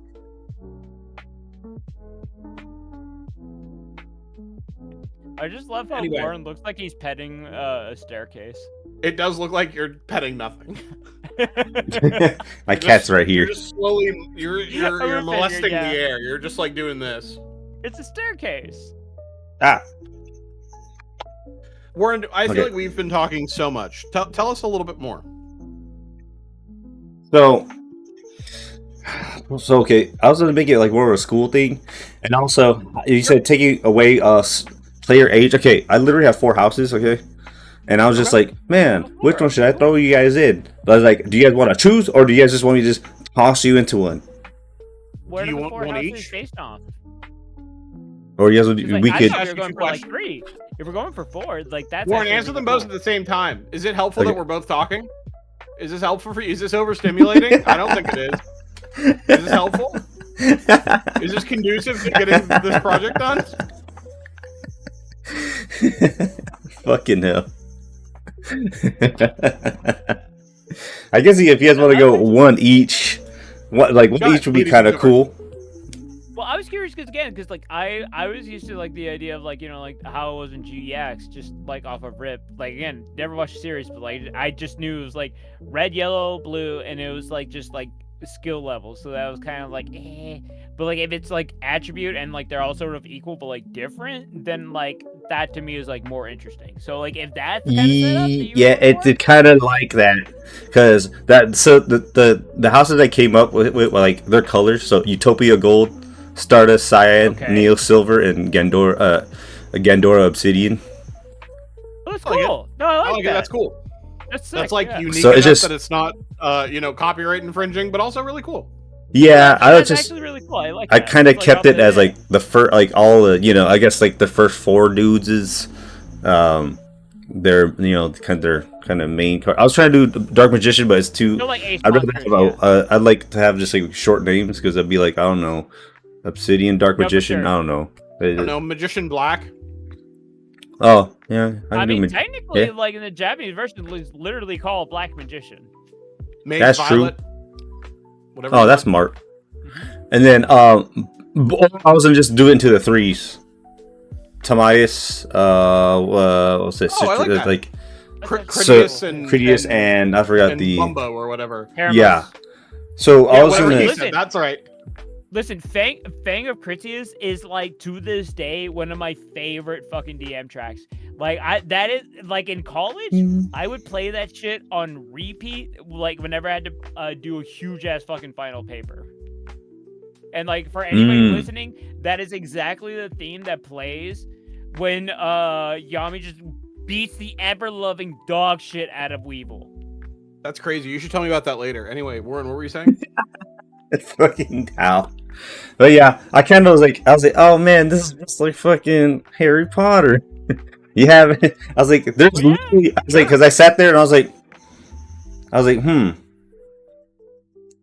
was like, should the Gandora one? I was like, those are the guys. Those are the Slytherin guys for real. I was just like, but outside of that, I was just gonna kind of have you guys all like maybe not like in I guess samey classes.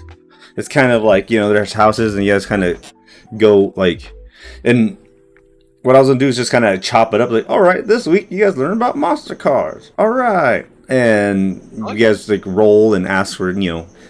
I guess I don't know if I want to ask you guys questions. Like, I guess that would be kind of fun, just role play wise, and like, and then I was like, all right, during the weekday, you guys can do that shit, or either just like at the end of, because I didn't want to do like Monday, Tuesday, Wednesday, Thursday. It's just kind of more of like a bigger accumulation of like a week, and then. Ooh, college is normally split up into Monday, Wednesday, Friday class and Tuesday, Thursday class. Oh, okay. So that way you could do like Monday, Wednesday, Friday. Right. Tuesday, Thursday, weekend. Have fun. Go duel. Go do whatever. I mean, you can just do it as like the Weekender thing.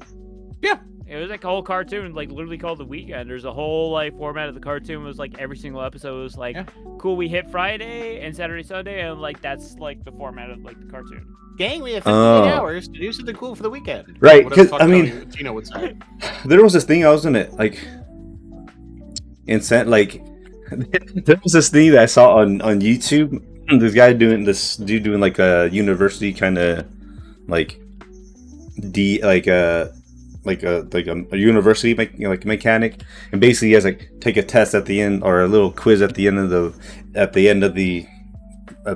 week, right before the weekend, and you know if he has like score high or some shit. I think I'm making I'm starting soup out of a salad kind of thing. No.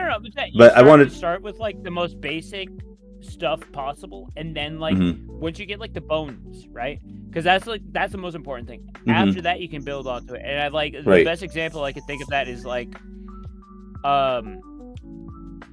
Guilty Gear or BlazBlue, either or. And like as you start the series, like the mechanics are, I mean, they're rich and everything, but then like as iterations get built on, you have multiple things being added onto. Things like random just barrier bursts, like just random get the fuck off me buttons. Occasionally it's like random Roman cancels, things like that, where it's like, okay, so you can burst, you can do this thing, but like you can do this and then it'll move you, or maybe it'll like reduce your cooldowns on certain things like that. But to like figure out the sort of magnitude of what that would even do, you have to sort of like already have an idea of like what the base sense does. And that's the same reason why like you have Street Fighter 2 that started out just normal, right? They didn't have supers yet. Next iteration, then they brought in supers. Then they brought in little things that like, you know, added on to it. But like, the whole thing is like you need a foundation first, super simple. Start with the super simple foundation, and then after that, now we can start like adding stuff on top, you know what I mean? Right. Yeah, because I was just trying to find a way, because I was like, okay, we're gonna have like I also wanted to have a way where you guys have like, I guess on the weekends, like base points. So you guys are like, all right, I'm dueling and I need to do Heart of the Cards. It fucking costs like 3 of these things. Right, yeah. Right, or like, but I don't know if you guys want to make it like, the hardest part is I'm trying to figure out whether or not to make it a class specific thing, or you guys are all just equal, but you guys just come up. I was like, okay, what do you guys want to do with these points? You tell me, and then as long as it's not like I fucking draw out my whole fucking deck using these 3, I was like, Okay, that's fucking ridiculous. Like, I want to do a sleight of hand. I have one of my buddy, like, or I tell him to, like, you Bandit Keith it or something, like you we're fucking, in the fucking, dude, Philippines OCT fucking finals. Wait, what happened there? Motherfucker literally fucking bottom palmed the goddamn card. He was shuffling, and then he like pulled the bottom card, put it to the fucking top. Jesus Christ! On fucking cam, like you could fucking see that shit happen. It was so Dude, he thought funny. he thought he was fucking cool. And then the judges come over to talk to him, and then he's talking to the judges like, "What? Huh?" Like trying to judge, like the audacity of this motherfucker. But yeah, man, it was incredible. But I was just like, do we just be all the same base? I was thinking of like having us all at the same base and just be like, all right, you have all these points. You have 2 points. Your buddy's fucking losing and shit, and you're like, your guy is about to play, and the opponent's kind of beating his ass. You're like, hey, you fuck, and the guy's like, hey, don't talk to me like that. And then your buddy's just like, all right, he draws an extra card. you know, like. If I could make a small suggestion, so like an go ahead, intimidation please. check.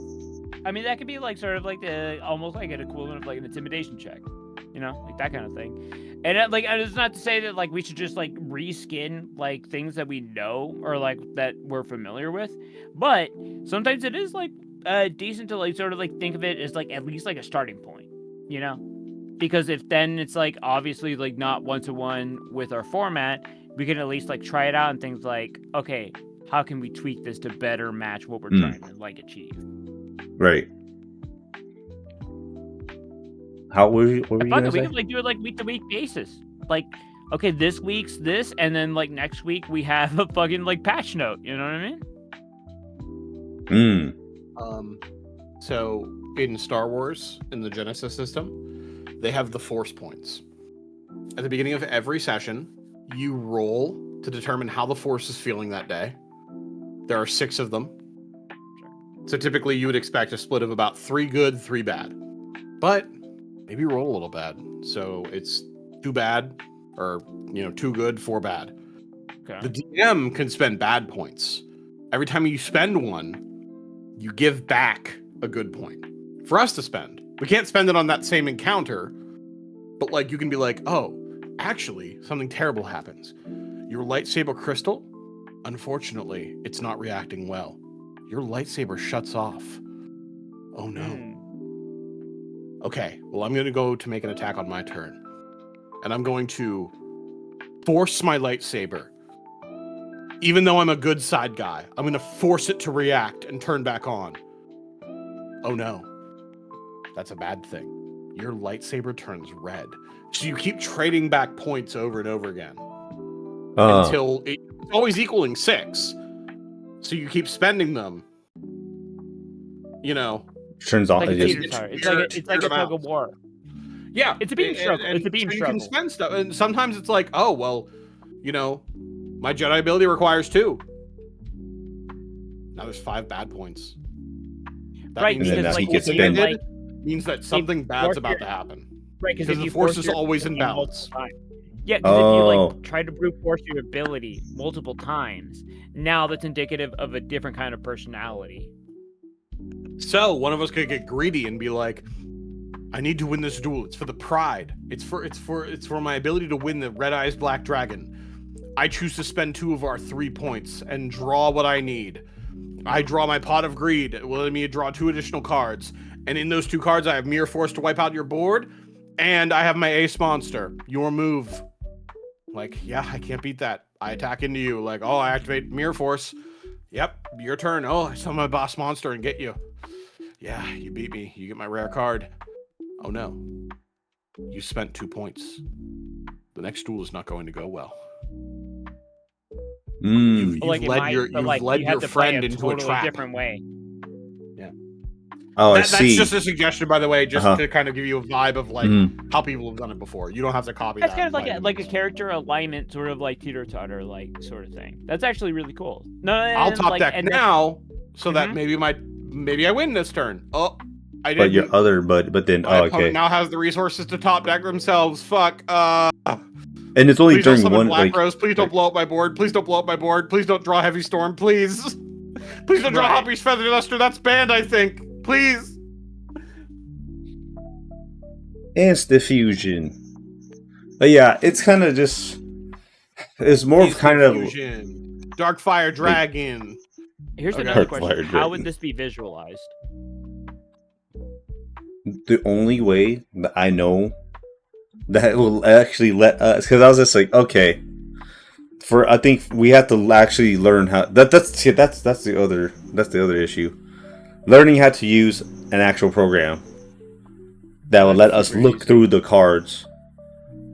You know what I mean?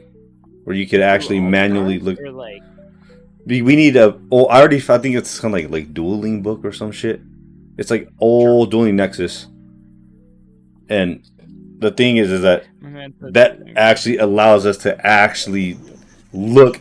Like I was like, all right, your special abilities look at the top 3 cards of your deck. You can actually look at your Dueling top book 3. would be the one, yeah.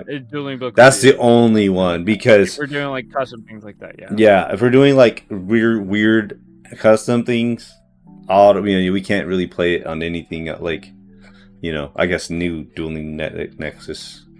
No, yeah, where it's all automated. Everything else is like geared specifically to like how the automated game works and whatnot. Like yeah, that's essentially what it is when I played YGO Omega, is that kind of thing. So yeah, there's not really like flex spot. It's specifically like this is how the cards resolve.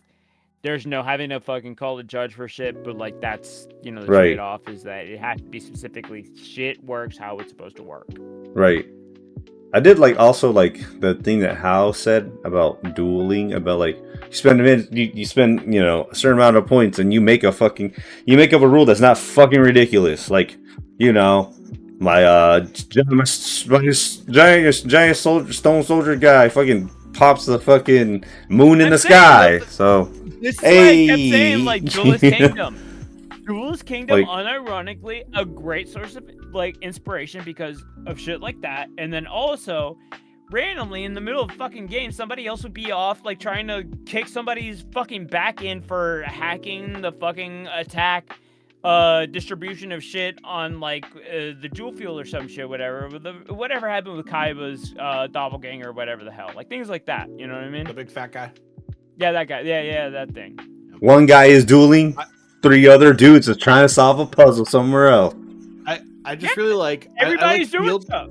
I love field power bonus because I think it's really cool that me and Pleiades and Manuel and JD, we chase down this guy. We finally catch this rat who stole this kid's deck, and we're gonna get it back for this kid. This kid deserves to be able to play the game just like everyone else. And he goes, finally, I've led you to the forest battle zone. So all of my forest creatures get a boost. All of my plants get a boost. And I'm like, well, little did you know my plants get a boost as well. So I'll take you on. And all of my friends are cheering me on. And I'm playing plant creatures. They're playing plant creatures. We're having a battle.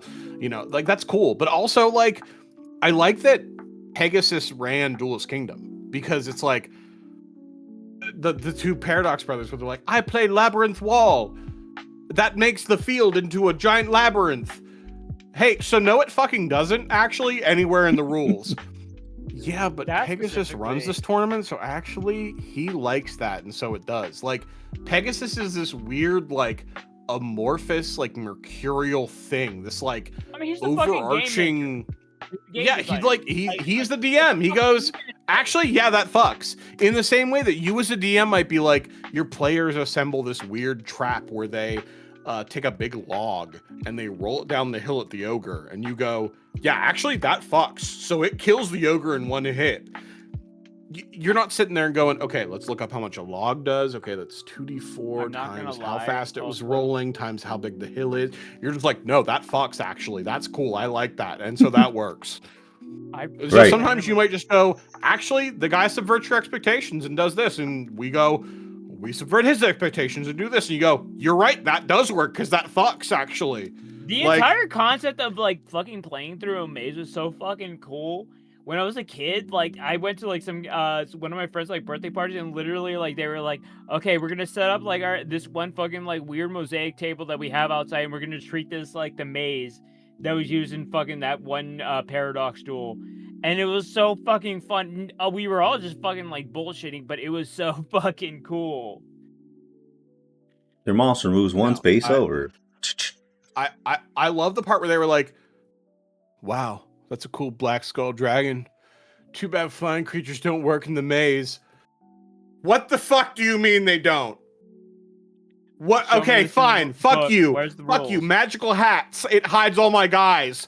What do you mean it does that? It hides all my guys, actually. It hides all my guys. And you gotta pick bullshit? one. I can out bullshit you, motherfucker. Actually, Dungeon Worm's weak to fire.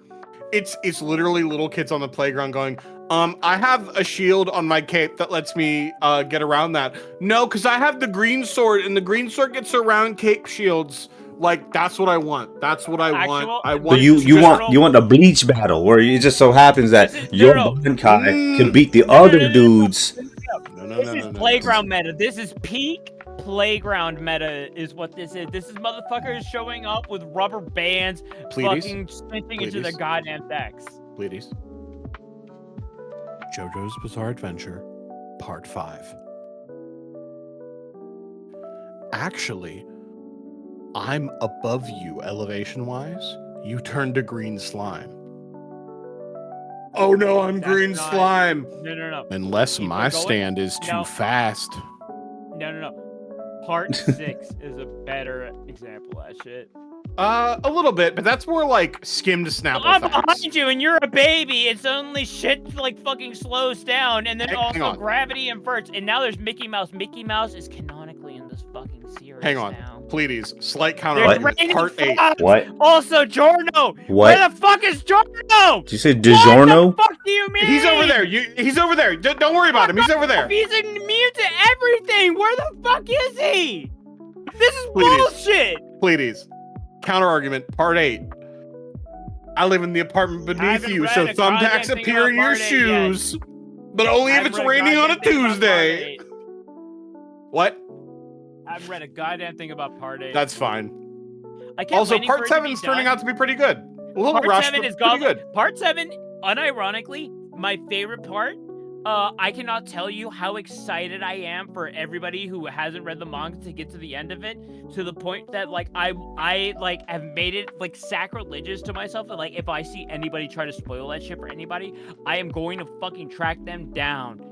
Like it is the one moment where I have ever been reading a manga, and in real life I stood up in my fucking computer chair and just started fucking yelling. I was so. Oh my! Steel Ball Run is so fucking good. Anyway, Warren, it is the epitome of like, actually, I've subverted your expectations and I have this power up. Actually, my ability actually works like this, and so fuck you. And they sort of do that back and forth until one of them goes, "No, that's fair. You win." You know what? It's. Do you remember that episode of South Park where they like play ninjas? That's what it is. Fuck. Yeah. Oh, I'm attacking you. It's like, example. oh, well, Balrog has invincibility from this thing. No, you don't. You never said you did.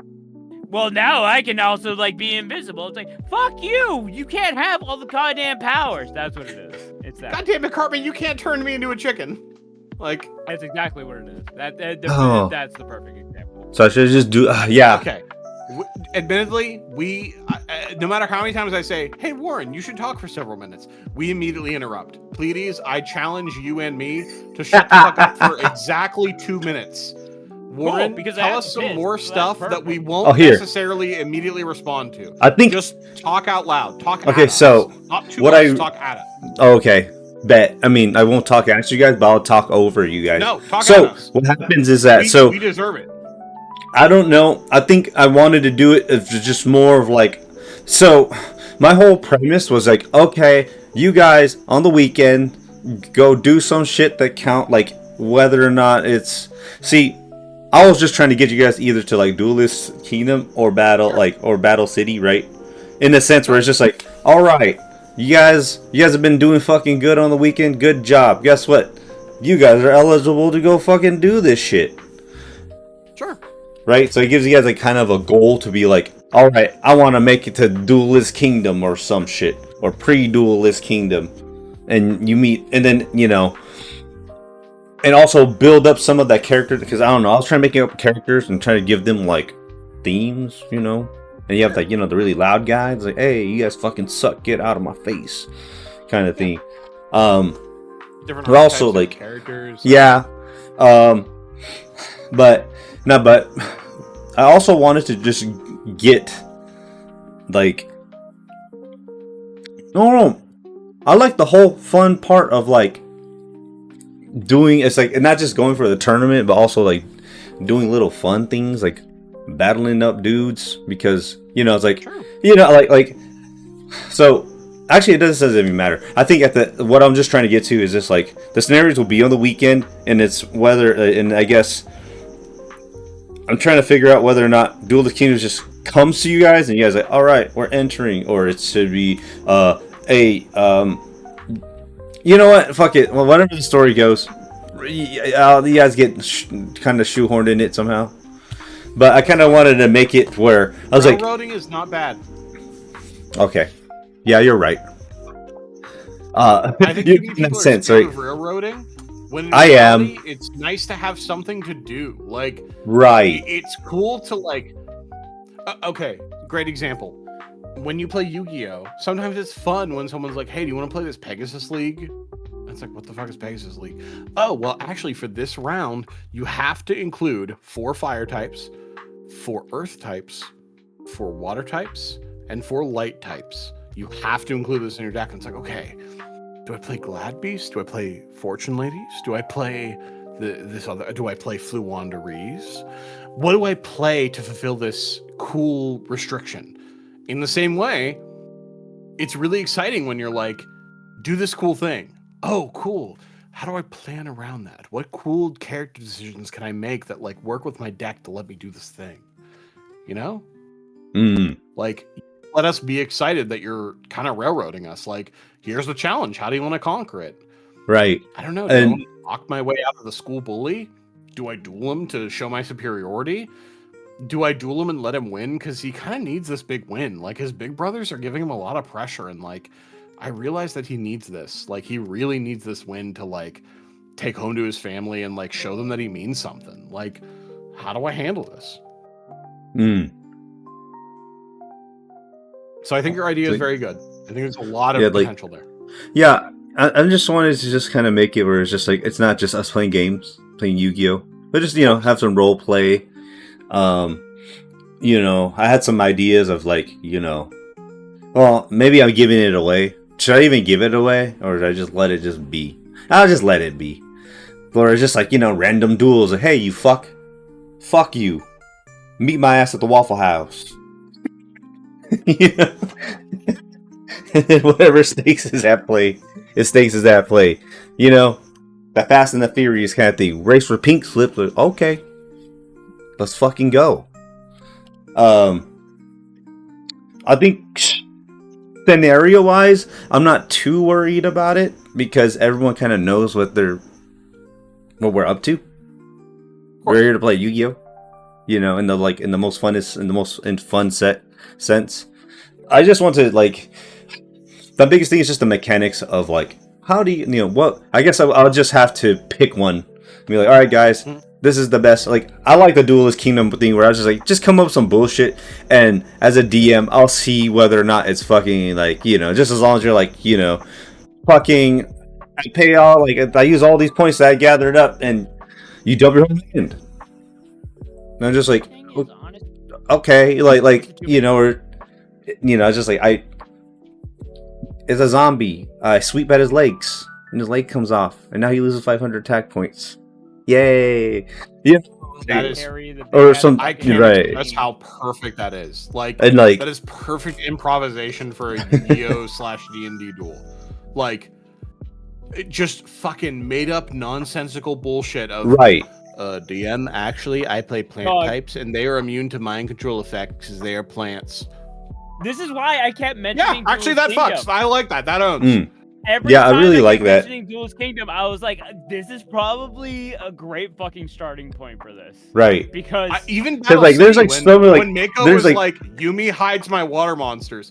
Hey, Mako. Hey, actually, no, it fucking doesn't say that anywhere actually on the card. Like, so here's the I thing, summon an electric guy. He legitimately- hits the water. Bam! Buzzes your guys out. So here's the thing. Legitimately, the rules of the actual card game that we have right now were not determined by Duelist Kingdom. Literally, that was still like they hadn't fucking figured that shit out in the time. correct. It was still going. It wasn't until Battle City where they started sort of standardizing. Oh, when they're rules, actually and that's playing why a lot of Yu-Gi-Oh. times it comes up. Teacher. Yeah. Teacher. Yes. I have a comment. Teacher. Yes. Go ahead. Actually, some of it was determined during Duelist Kingdom, and it was a mistake. What was the mistake? All of Panic Stack.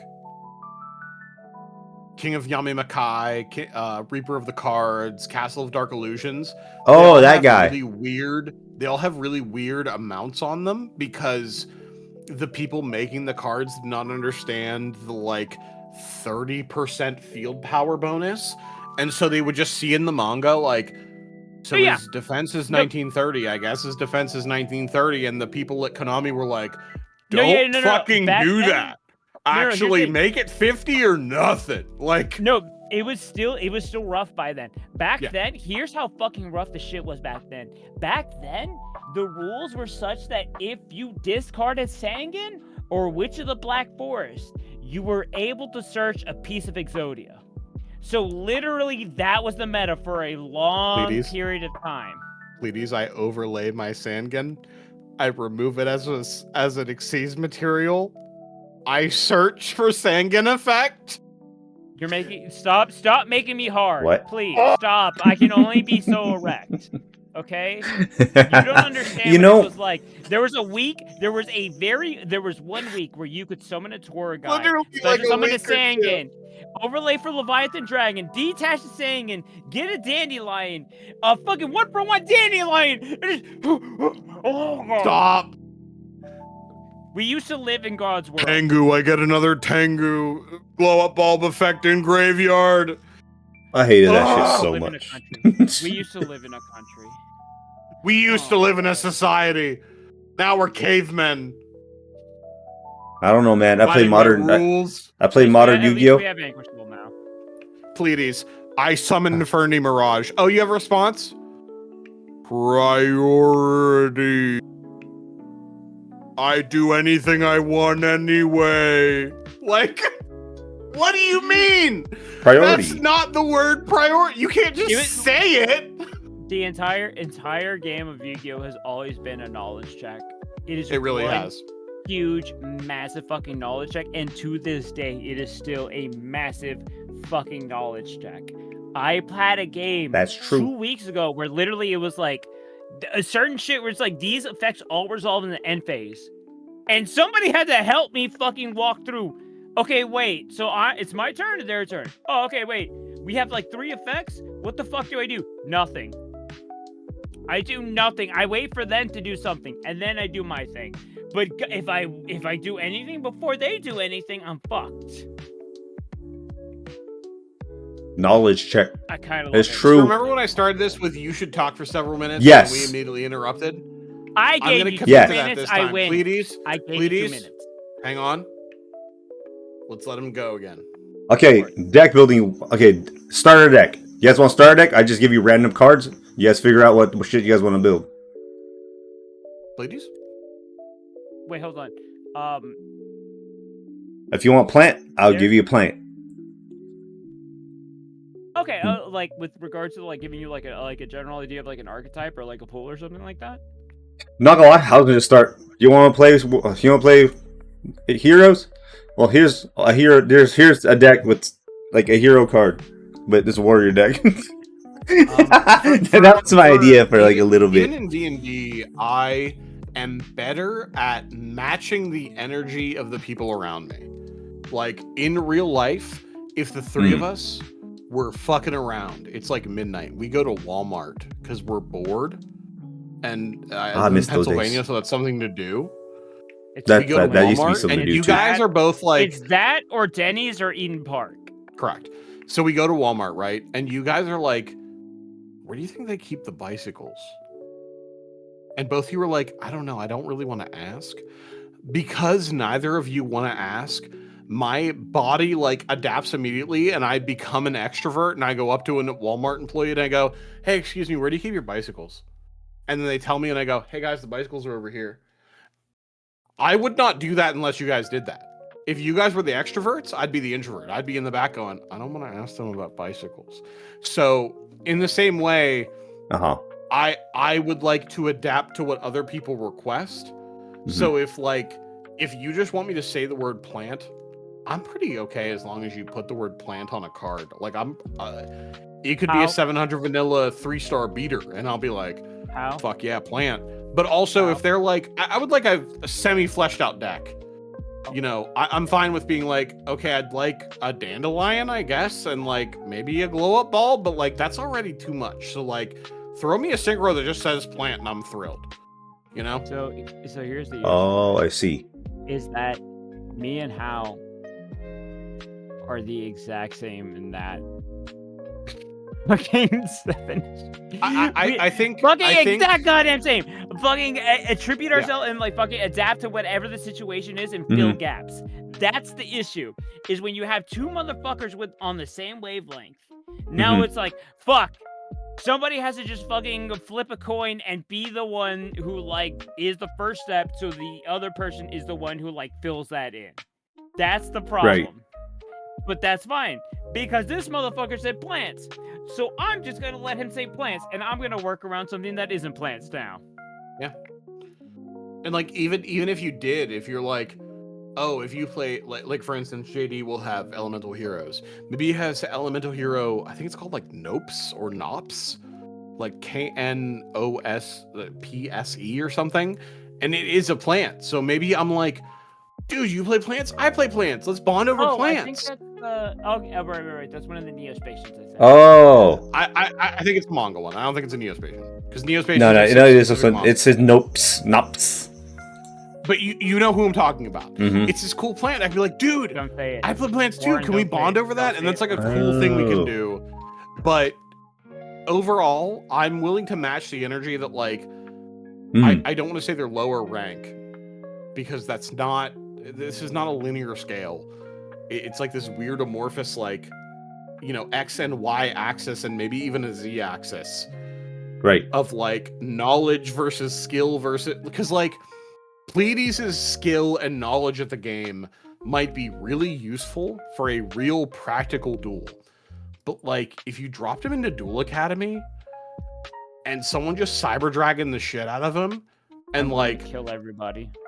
Cyber what is it called? Cyber Overdragon? What's the one that's like, I can use all your machines, fuck you? Chimeratech, yes. If someone Chimeratechs and he's like, yeah, I guess. Like I didn't expect you to play this shit hard. Like I'm not leaving a fucking card trooper up on field if that shit's happening. But needless to say, if you did, you'd be like, yeah, I guess you win, you asshat. Like you got me off of a weird ancient knowledge check. I think that's cool. And likewise, I think Manual losing to like a really simple like, Manual, did you not know that only counter traps can respond to counter traps? I think that's like an interesting thing you can fuck with. I think it'd be a funnier thing of like, what do you mean? Like you didn't know that? Oh wait, you tried a bottomless trap hole? My monitor like, yeah, no, but like if I book a moon my own guide, then I save it and like it's live, and then the effect still goes through. And that would be like a really cool bad guy move, you know? and so I like all of my bad guys in my RPG were very like overpowered. Like Magic the Gathering has this nasty habit of, now that Commander's really popular, they print this effect of each opponent. So instead of saying your opponent does this or target opponent does this, it's each opponent. Because it knows that you have 3 opponents. They're trying like, to okay, this isn't very good in 1v1, like really at all. But in Commander, this shit fucks. So it's like warping card design kind of. And so you can really take advantage of like, yeah, this guy plays Chthonian Polymer. Hey, DM, what the fuck is that? Oh, this is this old GX card that this one guy used one time, and it fucks you guys specifically because this is a 3v1 duel. Get fucked, idiot. Oh, does Bottomless fix this? Does not. Okay. Like, would playing different formats like fuck up? For a while. No, that'd actually be made cool. that, If there's like- different formats, that'd be cool. Like, if we could- had Whatever. enough of a card pool to work with multiple formats, then that would actually be sick. But I like how, like- we'd have to have like a big enough card pool to like Mm. allow us to sort of like innovate for different formats. Because like Hal was talking about, he's like Pegasus Cup. You have to have like fucking, I don't know. Oh wait, I was And gonna in say, the school, that could be no, cool. no, wait. That's legitimately a very popular 'Cause- fan meta on Master Duel. It's literally called NR format. You only ever use like normal rare like rarity cards, like nothing above like super rare or anything like that. Yeah, like that's And what that I could was be like. really fucking cool for our guys. Like, Right. JD is like, hey guys, Neos was printed at Common. I can use Neos. We can fuck these guys up. And me and Pleiades are like, fuck, dude, I don't have the only normal plan I have is regenerating Rose. And Pleiades is like, the only fucking normal card I have is this thing. Can we beat these guys? Like, that could be cool. Yeah, sometimes it's actually really cool because like it. But again, the whole trick to that is like you have to allow for a big enough like resource pool to pull Yeah. from. Right. Which Yeah. depends on what you feel like giving us. Which Right. also, there are certain resources, certain websites that allow for certain things like drafting, which I'm not sure how if they could be adapted for this. I feel like there might be a way. There's I A feel draft? Like, Battle Pack 2 and 3. If there's, yeah, because if we YGO could do Pro something deck. like that, what's it so called? like YGO Pro deck for the longest time has been like the foundation for like people who do progression series type runs where like literally. what Oh, they'll yeah, do yeah, is, yeah. like, I've watched these. Yeah. I like Yeah, these. like 1 week they'll do like cool. We'll open like a box worth of cards from Legend of Blue Eyes, and like we'll make a deck from whatever we pull, and it's logged and everything, and that's the only thing we can use. Next week Yes, we'll do yes, the yes, same yes, thing, yes. but for Metal Raiders. Next Yes. week Magic Ruler. Next week Veronic Guardian, that kind of thing, and then like the card pool is maintained from week to week. So like you use whatever you've ever pulled from all of those things. Yeah, that's what I was kind of like thinking about. Like, cause that sounds a lot more like. So he's like, that's why like. So that's my biggest issue because I was like, I want you guys to be satisfied and like, man, I get to build what I fucking want. Versus like, man, I'm just playing with a random fucking deck all day. But if you guys don't give a fuck about deck building, I'm okay with this. I like how random it is. If we just drafted like, we only can play for cards from Metal Raiders and fucking, you know, whatever. Like, I'm fucking Invasion. Okay, I don't give a fuck. It's fun for me. Sometimes it's like when I did Battle Pack 1, like I drafted with my homie, and he's like, "How the fuck did you get that?" I was like, "I don't know. I had a Treeborn and a Mobius in one of my packs, so I was able to do fucking." The frog magic, the very simplest and the very lowest like sliver. He's like, what the fuck? I was like, bro, we got one Mobius, bro. Like you can't fucking. I got that. This is my play. This is the play right now. Warren, you're clipping just a tiny bit. Am I always say coping? Oh, clipping. Oh, am I peeking? Am I Wait, wait, peeking? wait. A little bit. Here, Yeah, maybe I yeah, peek. Tiny bit. Here, let me. Give me a sec. If you could turn down your gain like 0.2, Yeah. you're solid. Let's see. Testing. Wait. Hello. Wait. That is much Wait. clearer. That is much better. Hello. Wait. Hello. Oh yeah, you're gold. Okay. You're gold. Oh, you're good. You're perfect. But yeah, that shit's hella like. That's. I mean, I enjoyed that kind of thing where because like, so then we can't. The reason why I like to do it is like so it kind of doesn't like level out the playing field between everyone that knows how to play and who doesn't know how to play. But then it's just like okay, because I was like I know these guys can build. I'm not Manuel. I know he can't build. JD has like I feel he has enough like common knowledge to know, right? Like I don't sleep on him because he seems to know. But it's like it kind of makes it sort of like you know, like. If you guys played each other, sometimes it's like, oh look, damn, man, you actually kind of have a up on Pleiades for some fucking random because it's random. You know, it just depends on how you play. Right, I know. Yes. I think your But- best litmus test is going to be me and JD because we know Oh, that's enough true. about the game that we can give like cool opinions on stuff or like figure out a power level to stuff. But we don't know so much about the game that like we can form a completely cohesive meta like relevant pile. Because like obviously the way I would want to do it in Magical Christmas Land, where like we're playing D&D 5e, the system I know the best, is I would want to match Manuel's vague idea, right? Because he has the least knowledge. So like he makes a character, and I would go, okay, everyone make a character that's like revolving around him. Like you have the same power level, you have the same kind of vague backstory, but he doesn't know a ton about Yu-Gi-Oh! So like you kind of have to go a stage up. Right, because he needs an example that is leading him. Right, he can go, okay, that's a cool thing. I want to copy that theme, but to my specifications. And likewise, I think Pleiades needs a metaphorical gravity bind. Right, he needs to find his. He needs to utopia. I need a nerf. I need like somebody to fucking. I mean, literally, you need a collar. You need a leash. To go, oh, this is what we're doing. Okay, cool. In that case, I do this. I need like somebody to like have a reason to like fucking power limiter me. Yeah, like fucking how like Samus at the beginning fighters of the game. Level thing where it's like, why can Yamcha fight Goku actually? And it's like, well, actually, the reason because of this. Or the fucking beginning of every Metroid game, Samus loses all her fucking power-ups. Like Samus actually this time. Here's a curveball. You lose all your powers? Okay, this happens every fucking game, you asshole. Like, what do you mean I have to learn how to fucking... He has to learn how to play again? I do this every game. What do you mean I gotta learn it? What do you mean I gotta learn to mutilate myself into a ball? I do this every game. Whenever you start a duel, you get amnesia. I mean, that's kind of a cool character for a one-off. That sounds like the Moki Moki guy from GX. Where he's like, man, I summoned Moki Moki, dude. Is that 300 vanilla? It is, dude. Why did you do that? I don't know, man, but it's a combo piece. Okay. I hope I don't lose. Holy fuck. But yeah, like, that, I'm just trying to... Drama King, man. 3 of your spaces are gone. What the fuck did you say to me? Because, What do you mean my spaces are gone?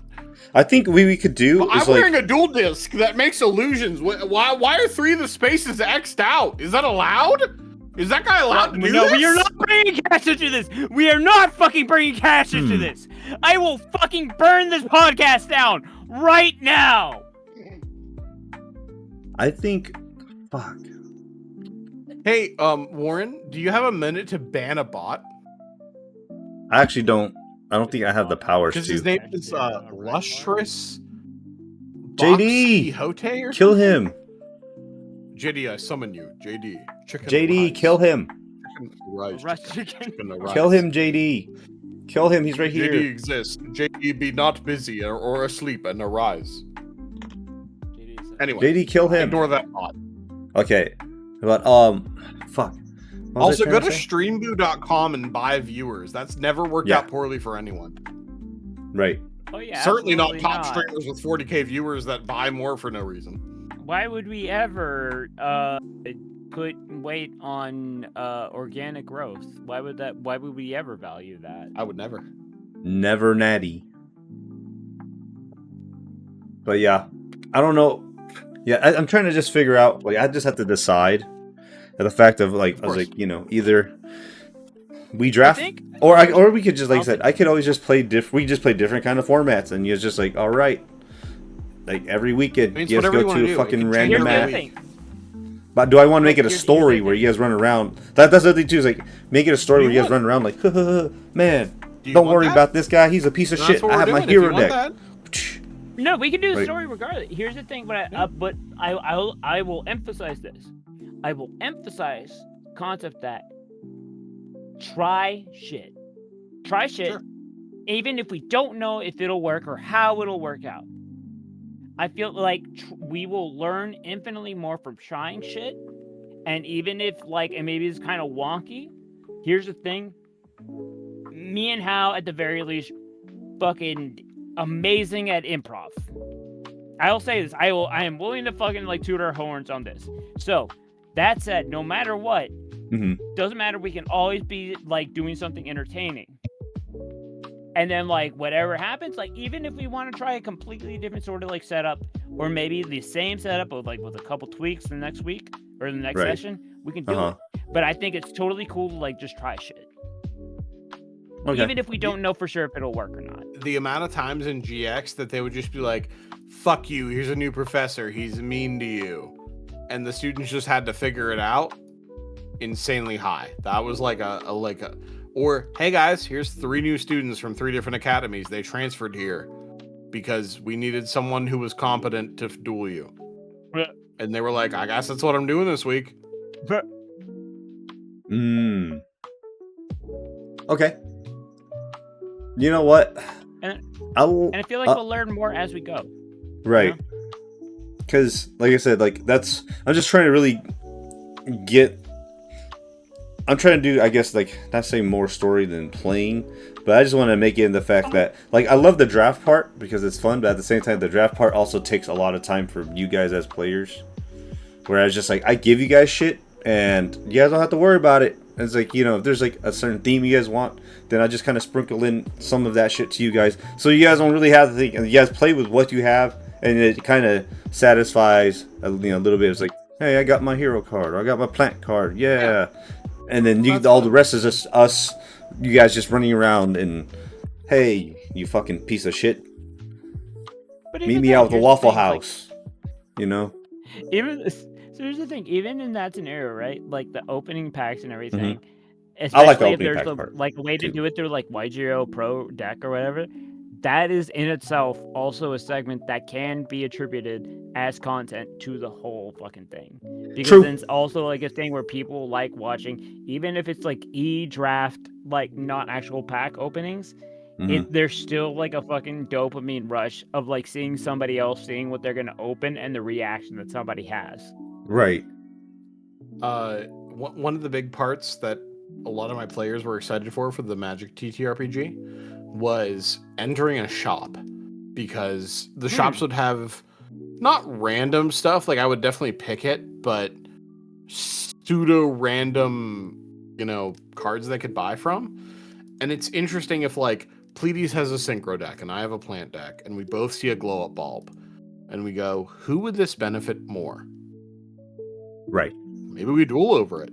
I'm going to cuck you. Maybe we have a duel, and a weird stipulation is whoever loses gets it because they need it more. But the winner gets extra points with which to buy other cards. Yeah, so that's like, also there's some weird twist we could do that forces us to like have an inorganic duel against each other. Like it's a cool, interesting. There's always a frame. cool reason to like. Yeah. So you kind of gave me like an idea too, because with the school thing, I was like, all right, maybe shops are sanctioned by the school, and the better you do in class, the more currency you have to go buy the shit that you go like, or or some shit like that. Like in GX, Jaden gets a 1-up on everybody else because the lady that runs the shop, her car broke down on the way to the shop, and he helps her push it up the hill. Damn, so when he gets discounts? There, she gives him Karibo level 10 or whatever the fuck bullshit made up nonsense they made. No, Yugi did that. Oh. Well, no, he gave him Wing Karibo is what it was. Yep. But not the super big one, right? Like Transcendent Wings. 10, yeah. He activated Transcendent Wings that he got from Shop Lady, and that made Wing Karibo level 10 or whatever. Oh, okay. Okay, that makes sense.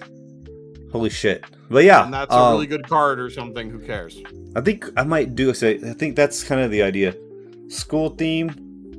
We'll kind of like have a little currency thing so you guys can run around and buy stuff. Because honestly, I like the part of you guys just buying. I'd love to just give it to you guys, but I feel like it's too much of a freebie. It's cool to open a pack. It's cool to open a pack, and I go, oh, I opened an E-Hero and a card Pleiades needs. I'll trade you guys. Trade. You got a cool thing? You got some plants. You got a Lone Fire Blossom and Dandelion. Give me those bad boys. Give me. And then they're like, actually, Dandelion's really good for my deck. And they go, okay, so is the trade good or not? Is this worth it for you or not? Right. That's a cool thing. I mean, sometimes you just lend a homie some cards, honestly. That too. You don't have to use them at the time. Pleiades, take my Black Rose Dragon. You'll need it for this duel because you'll need to board wipe this guy. And you go, yes, I asked you, and you never followed up. And we soul transfer, and you use my Black Rose Dragon to win the duel. Like, that's cool. Yeah, I asked you, and you never followed up. I have the Stardusts. You could have had them in any time, you fuck. You sound Anyway, like me. Warren, for the 90th time, Yeah. what would you like to say?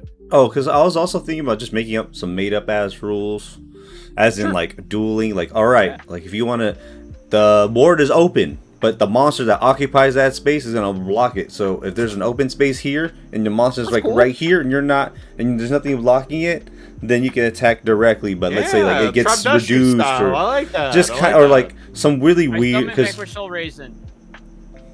What the fuck? Or like, yes, or I you like your idea. It is very cool. Or like, I don't know. There's just rows and columns. I'm like, I'm summoning fucking raisin. I'm sorry.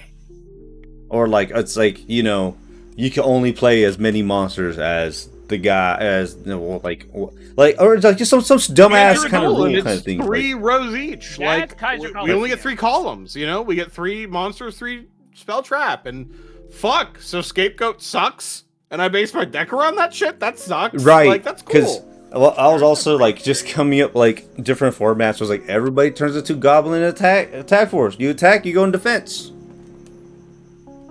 Oh, so we're One Piece now.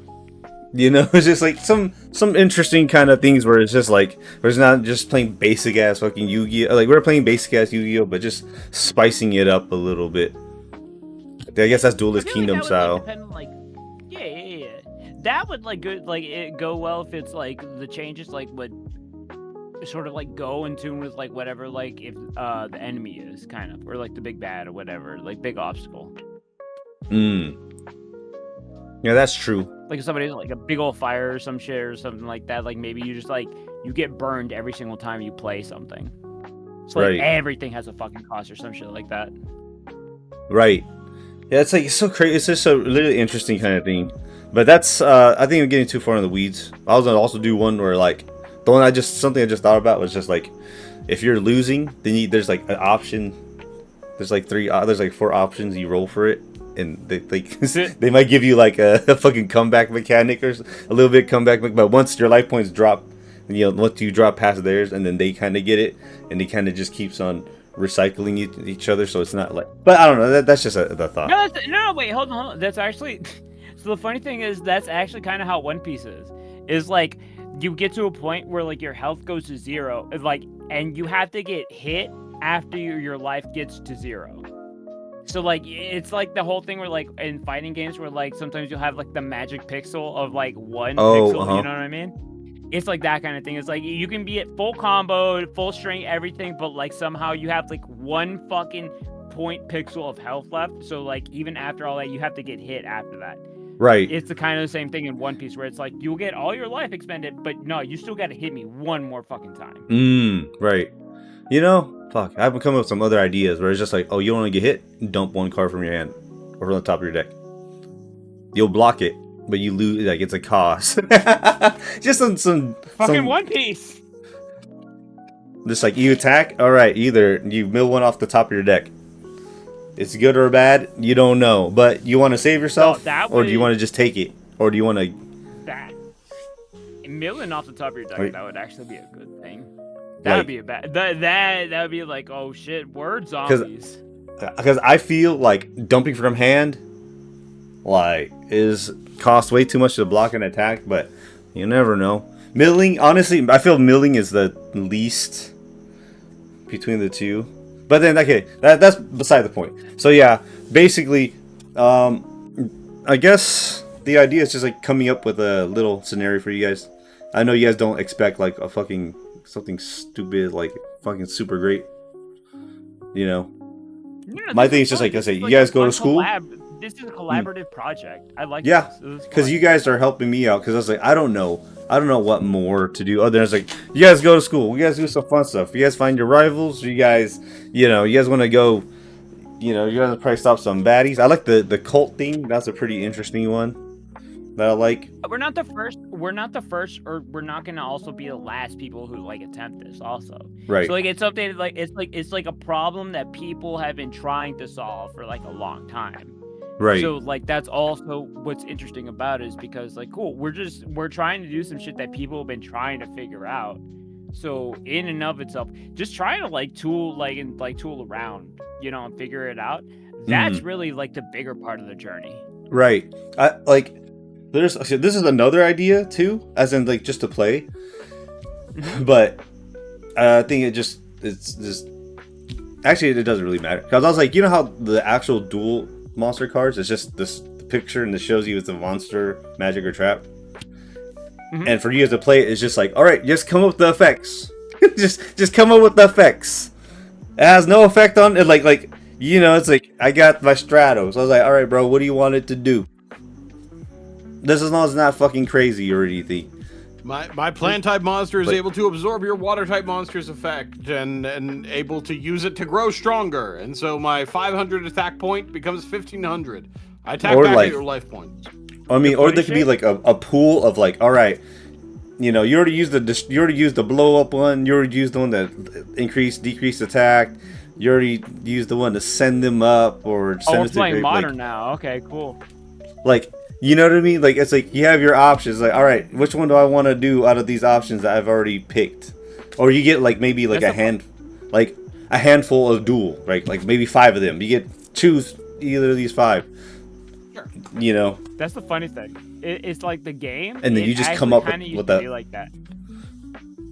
Like it used to be like the fucking attack and defense were on like one side of the card, like all like right here, and then over here, like the effect box is literally just like when this flips face up, destroy a monster. It's like man-eater bug, and then like eventually the fucking game progressed to the point where like you got shit like with relinquished, and literally you can't fit that shit in the goddamn box, and they had to reformat the entire layout of the whole fucking card and put the attack points like down here, defense points down here, and like you couldn't have like big ass fucking dedicated blocks over here. I keep that shit on me. Well, you have 1,000 eyes restrict or relinquish? Do I have 1,000 eyes restrict? What do you think I am, some kind of fucking idiot? What do you think I am, some kind of idiot? No, I think you're a super smart idiot. What do you think I am? Oh fuck! I just dropped something on the floor. It's gone forever. Okay.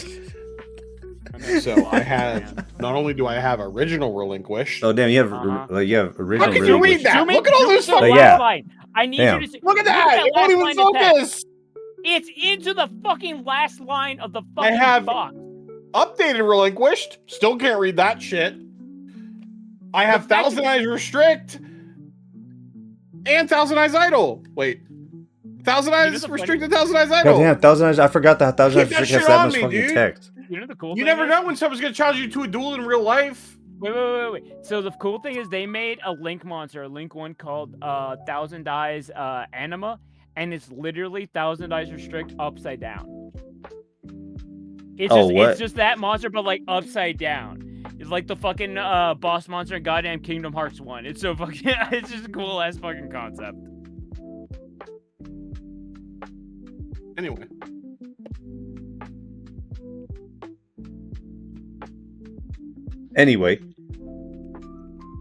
Hey, the Japanese text is not that much. I feel like we've gone over a lot of really interesting stuff. I think we've done a lot of like really solid brainstorming.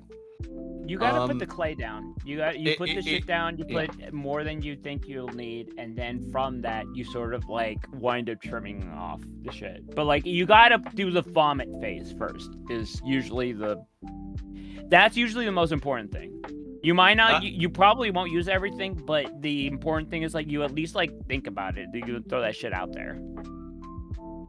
I think you also have a really useful like fallback.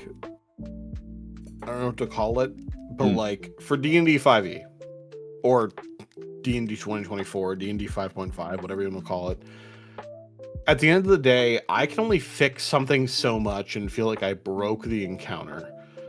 Oh, fuck, I made that a little too easy. Oh, fuck, I gave them a little too much experience, and now they're a little higher level than I intended. For Yu-Gi-Oh!, the amount of times Yugi was just like, I fuse Guy the Dragon Champion, I shoot that shit at your Dark Castle ring. What the fuck did you just say to me out loud in real life? You used a 4-card combo and just made shit up until you won, and you can go, yeah, that did work. And then the very next duel, it's like, actually, fuck you, that doesn't work this time.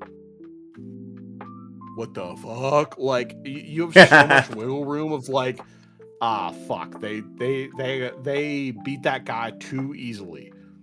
You know what part of the Maybe reason... the next guy's a real fucker. Maybe the next guy takes their rarest card. Maybe the next guy, he's a expert duelist.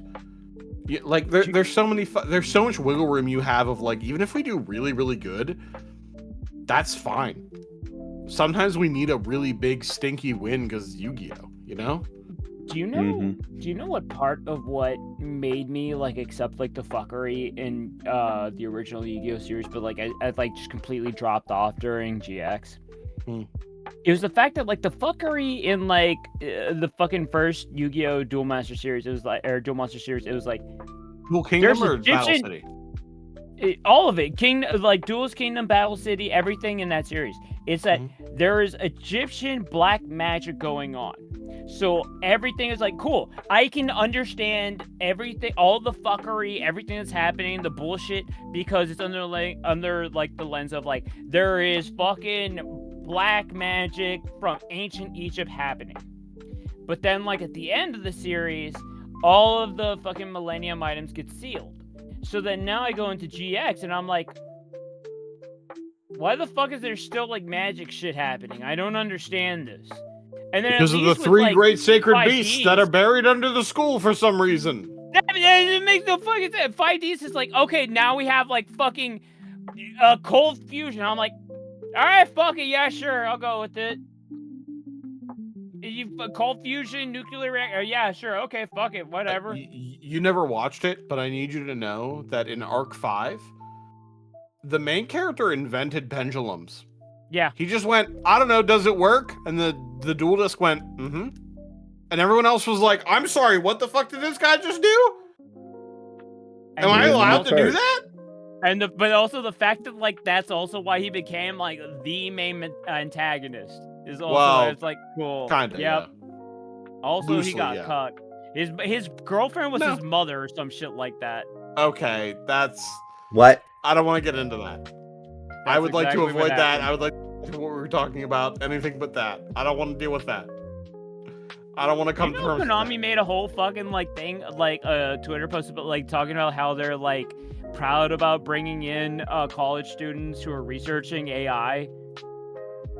No, and I don't care. These motherfuckers learn nothing from brains. After Kazuki Takahashi died, I lost all hope. I don't want to move on. I don't want to do this. Learn nothing from brains. It's like, y'all serious? You serious? But I mean, I think we made a lot of progress here today. I think we talked a lot. I think we brainstormed a lot. I think we've gone over a lot of like important themes that we want to cover. And I think we're gonna do some stuff kind of behind the curtain just so that like people get to enjoy the show without having to like, you know, be revealed everything. Script. Right. Not watch it and see how the which is fine. Made. But like also like this is good because again, this is all like sort of conducive to like the fact that like there is two parts of something. There is the part that is a functional game, and then also the part that like you have to make it interesting enough to watch while the game is going on. Because like it doesn't matter if you have like a super balanced game, like if it's not fun to watch and like the entire conceit is that like we're doing this as a stream, then it kind of defeats, you know, the purpose at the same time. Sure. But I feel like we have a good sort of like, you know, functional base of this. We have a good like amount of like spitballing and resources and ideas and different options. And again, I emphasize, if we tool something around, we feel like it doesn't work from week to week, cool. We'll just tweak it, change it from week to week, and that's also fine too. Yeah, I don't think it would be illegal or like unheard of if we get 2 sessions in and Warren goes, actually, this fucking sucks. I hate this, actually. We're in ancient Egypt now. It's like, cool. All of our characters had ancient Egypt, you know, facsimiles, simulacrums that existed there. And now we're there. Or likewise, actually, we fast forward to a post-apocalyptic thing. Fuck, that owns, actually. Like, I don't think we're immune to like a pivot because it's Yu-Gi-Oh, where everything is like, actually, this happens. It's one huge fucking knowledge check. One massive fucking knowledge check. I just mean in general for like, you know. Yeah. We're just here to fuck around, have a good time, tell a cool story, and play a little bit of the card game we used to be nostalgic for. Used to be? Well, actually, no, I'm not nostalgic for it anymore because I still fucking play the goddamn thing. I'm the opposite. You cannot force me to go back to it.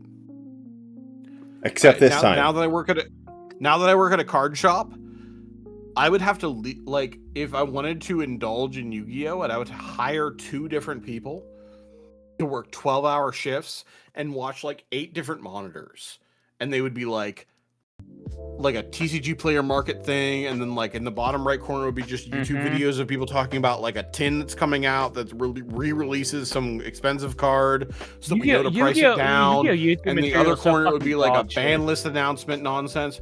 Excuse me, ladies. I was talking about something unimportant, so if you could let me ramble on. No, I'm agreeing. There's literally fucking no good channels. Please, as the straight white cis male of the podcast, I feel like I need to talk over you and mansplain about what I'm talking about. So, in the bottom left corner, it would sort of be like, you know, like what's going on with tin reprints and like all that. Like, and then when that person clocks out, they literally like clap hands with someone and they tag in for another 12 hours of watching that shit so they can make sure Diamond Dire Beast doesn't go too high in the market. Like, hope this isn't playable. Like, that's the shit I don't want to deal with.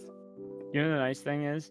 What? There's sort of like a subliminal thing where everybody knows that it's all fucking bullshit because every single fucking month, at least, on the clock, somebody makes a fucking video of like, Yu-Gi-Oh! Is dying. For the last fucking decade. Ladies, can I give you trauma? Go for it. Hey guys, it's MBT, and today we're gonna be talking about. Fuck you, I hate you. Who's NBT? He's just a YouTuber. It's House Doppelganger. I don't. I did watch a video. He's much smarter than me. I love that guy. He's cool. I like his content. Ladies, this showed me a video of you and Pallades with short hair. I won't do that. I will not show you Melon Bread Crusaders. You can't force me at gunpoint. I didn't say that. I didn't say anything of that. Wait, didn't? That was. Nor would I. I don't know what it was. I said it was a long time ago. Nouns string together. It's nonsense. I mean, that stream you guys made a video on YouTube.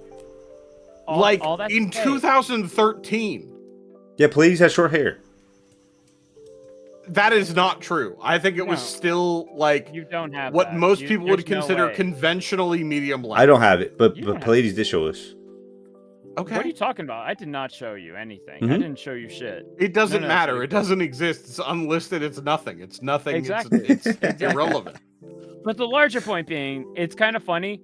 Everybody kind of realizes that the fucking content is shit. There's like 2 to 3 people who are actually like legitimately like doing content, and everybody was like, yeah, this is just slop. And everybody just kind of accepts that it's slop, and it's just like regular slop, and it's just like, okay, I guess this is what we're like.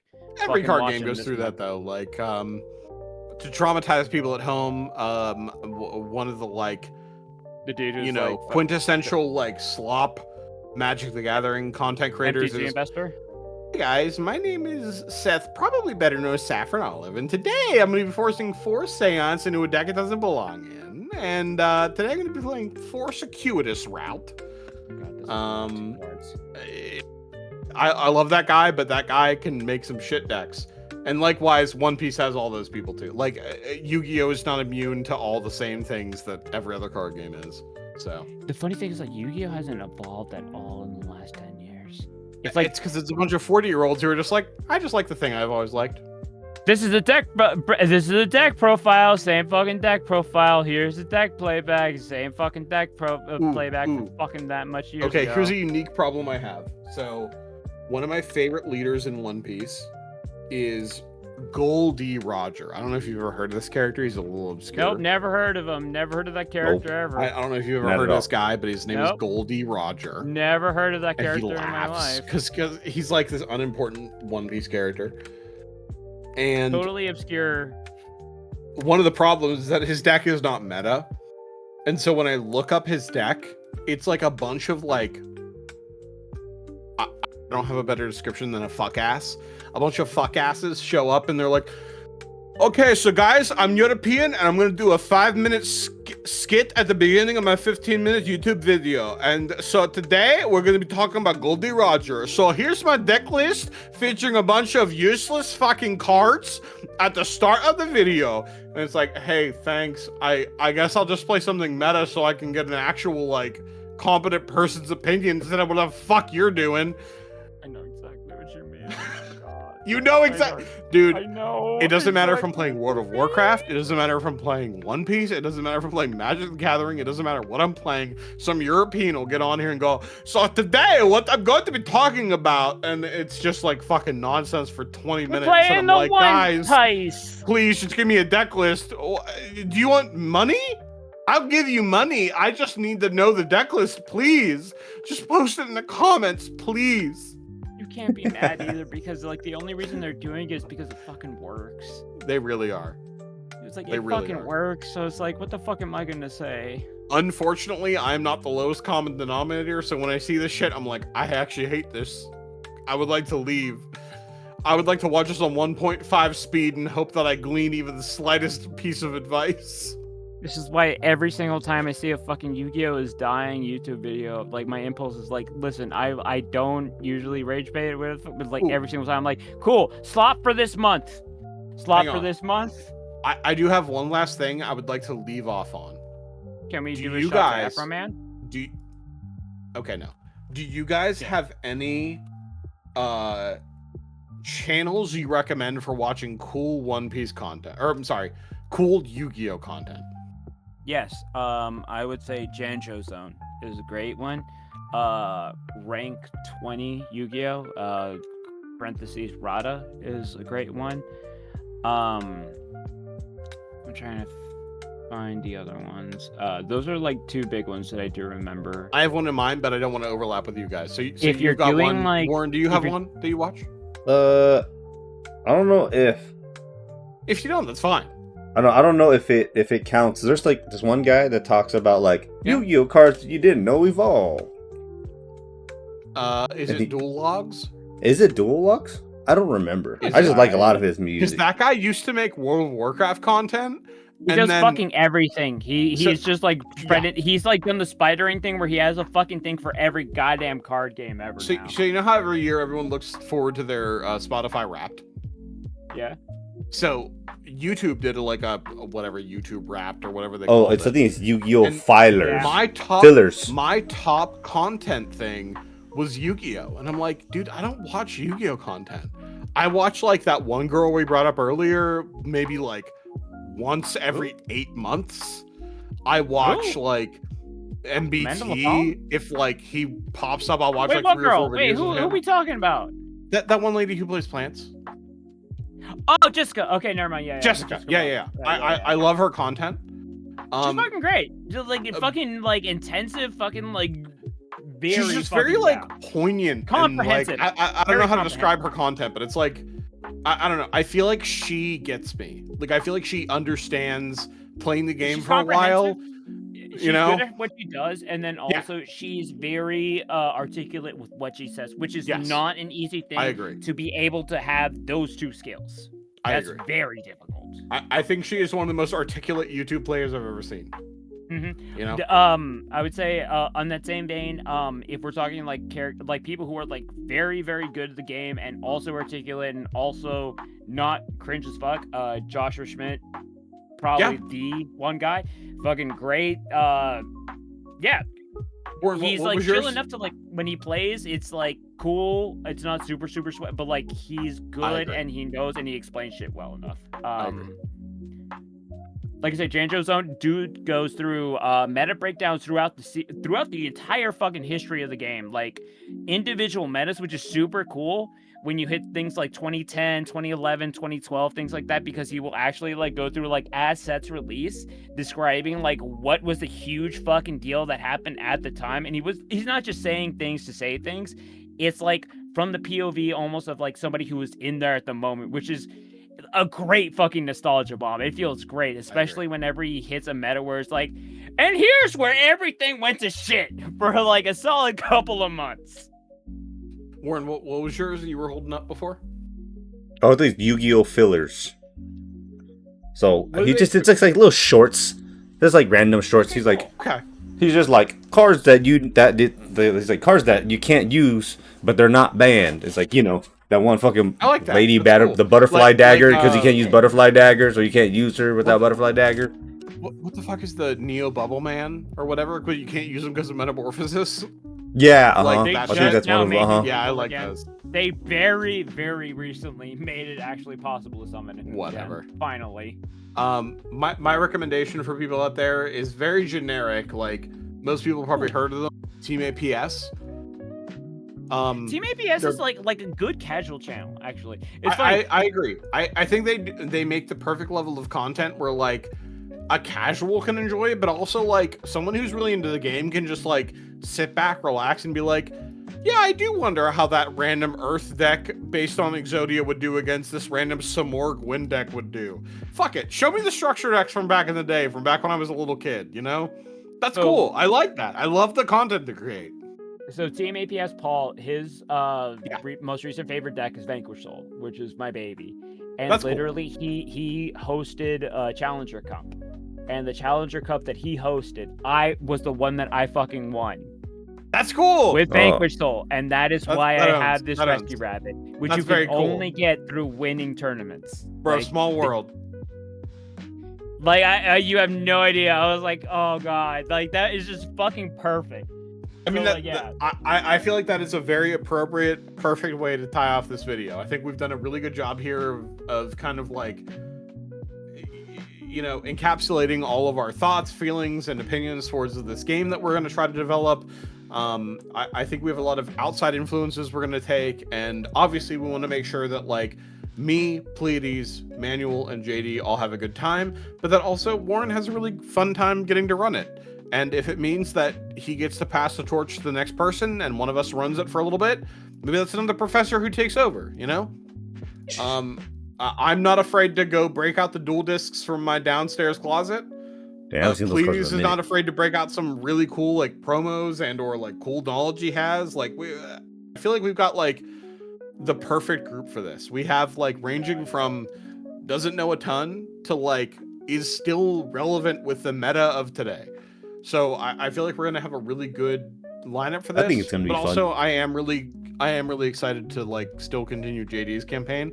And it's not because I love Golden Sun and Golden Sun Dark Age and Golden Sun, the third one on the DS, but also because I think he's done a really good job of like keeping us together and giving us a really fun adventure to explore. I will 100% always give flowers to anybody, and like especially in this case JD for like keeping us DMing for so all long. that and leading, because like DMing is not Oh my easy. goodness.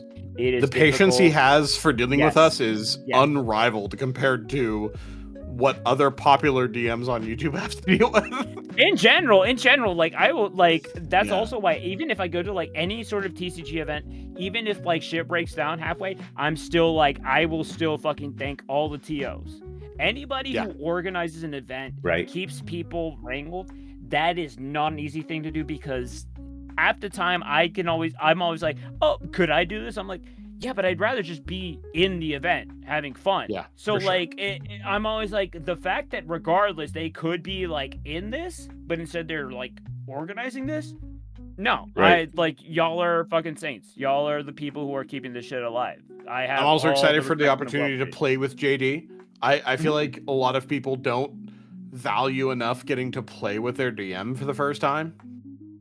That's You yeah, know, yeah, yeah. that's not something that a lot That's- of people get to do. So I overvalue that because I've been the like duo DM with another one of my friends where we always are switching off who's DMing. So when a third person DMs, we're like, oh fuck, we get to be the delinquent duo. We get to make you, reveal your hand. Never mind. That's a Yu-Gi-Oh! Do you reference. know- I do no, like no, that. Do you know I do like that. how?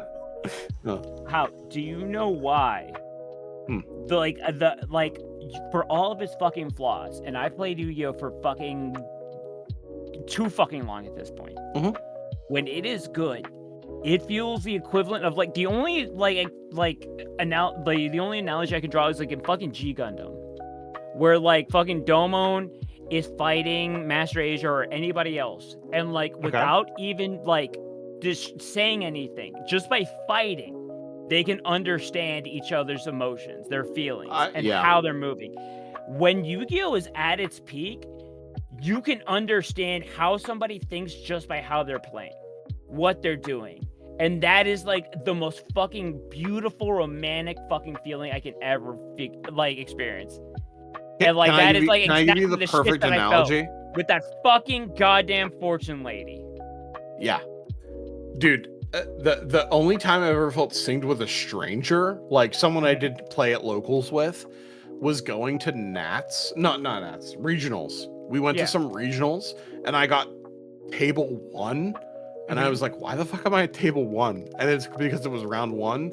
Yeah. I played against a guy that I played against at 3 different regionals, and he was much younger than me, but he was very good. Yeah. And every time we played against one another, it felt, I don't know, it felt like getting our fencing epis out and like getting to like duel with each other, and like I don't know, like it felt really cool that we got to like it's an invisible language, it's a dance, and like express ourselves meaningfully. Like it was really cool without saying anything. Just like doing things. It's so fucking beautiful. That's true. There's no way to describe it without actually doing it. Yeah. I get a little bit of that in Commander, and I get a little bit of that in One Piece, so I'm still holding on to that feeling. That's true. That's also why I enjoyed One Piece. Like, when I played for the first time in a tournament. Yeah. That is when I had that same vibe of like, oh shit, I can tell they can see what I'm doing, and they're like thinking about what they're gonna do next, and they're factoring in what I could do next. When they're thinking about what they could do next. And that is like, that is the shit. That is like full fucking heroin. And playing one card completely pivots both brains. And you can like almost feel them combating. Like fucking domain expansions. It's so fucking good. There's nothing and like they're like, yeah, it's so good. That is true. Especially like when everyone was kind of switching through the meta and I was still playing Frog Monarch, people were like, oh yeah, you're the Frog Monarch guy, huh? I was like, yeah. And then I play with them and I drop like fucking Obelisk and they're like, oh what? And then and it's kind of like, I was like, oh, and they're like, oh fuck. Like, oh, I wasn't expecting that. It was just like, yo, like it's just fun. And it's fun, and like to see and to kind of be respected by. I didn't rent regionals and have like all that fun shit. But even the guys that went, they're like, "Oh, I respect you. I respect you." It's the Bruce Lee effect, where it's like you don't. I don't even remember if it was actually Bruce Lee who said this, but it was like it's something to the effect of like you don't fear somebody who's tried 1,000 different punches one time. You fear somebody who's tried one type of punch 1,000 times. That's when I said that shit about the one trick, that's why you fucking fear the specialist. Because they're only a specialist because they know their shit and they have to know everybody else's shit. It's funny because I remember they're like, "What are you enemy?" I was like, "Enemy controller." 2 guys. I was like, "All right, I take it," and then I like global bulb. They're like, "What the fuck? What are you gonna make?" I was like, "Tribute 3 for Obelisk." And they're like, "What the fuck?" Dude, you haven't lived until you've been like, nope. You haven't lived until you've been like, 3 Crystal Beast in my back row. They're continuous spell cards. I would like to tribute them for Hamon. And they're like, I'm sorry. Oh, yeah. What the fuck did you say? I've got, yeah. That's happened to me before. What is this dragon you've summoned off 2 of them? What? Hang on, I gotta read this. Judge, I don't know what the fuck this guy says. Like, up to like a year or 2 ago, there was a guy consistently who's like super dedicated on Crystal Beast, like consistently, like through tier element format, which is like the most overpowered deck to this day. If it was unlimited, it would still run rampant and fucking be tier 0. And this motherfucker was still running Crystal Beast and doing well at it, like fucking insane shit. People will fucking champion a one trick to their fucking death, and for good reason. Yep, that's true. You like what you like. It's like it doesn't matter what you're good. All the effort you put into, if that's all the effort you put into it, people will respect it. The one motherfucker like I was talking about, who ran Stall Exodia. I forget his name, and I feel really bad about it. But he's an old guy, and he's the only. I know you're talking about. Who everybody will respect running Stall.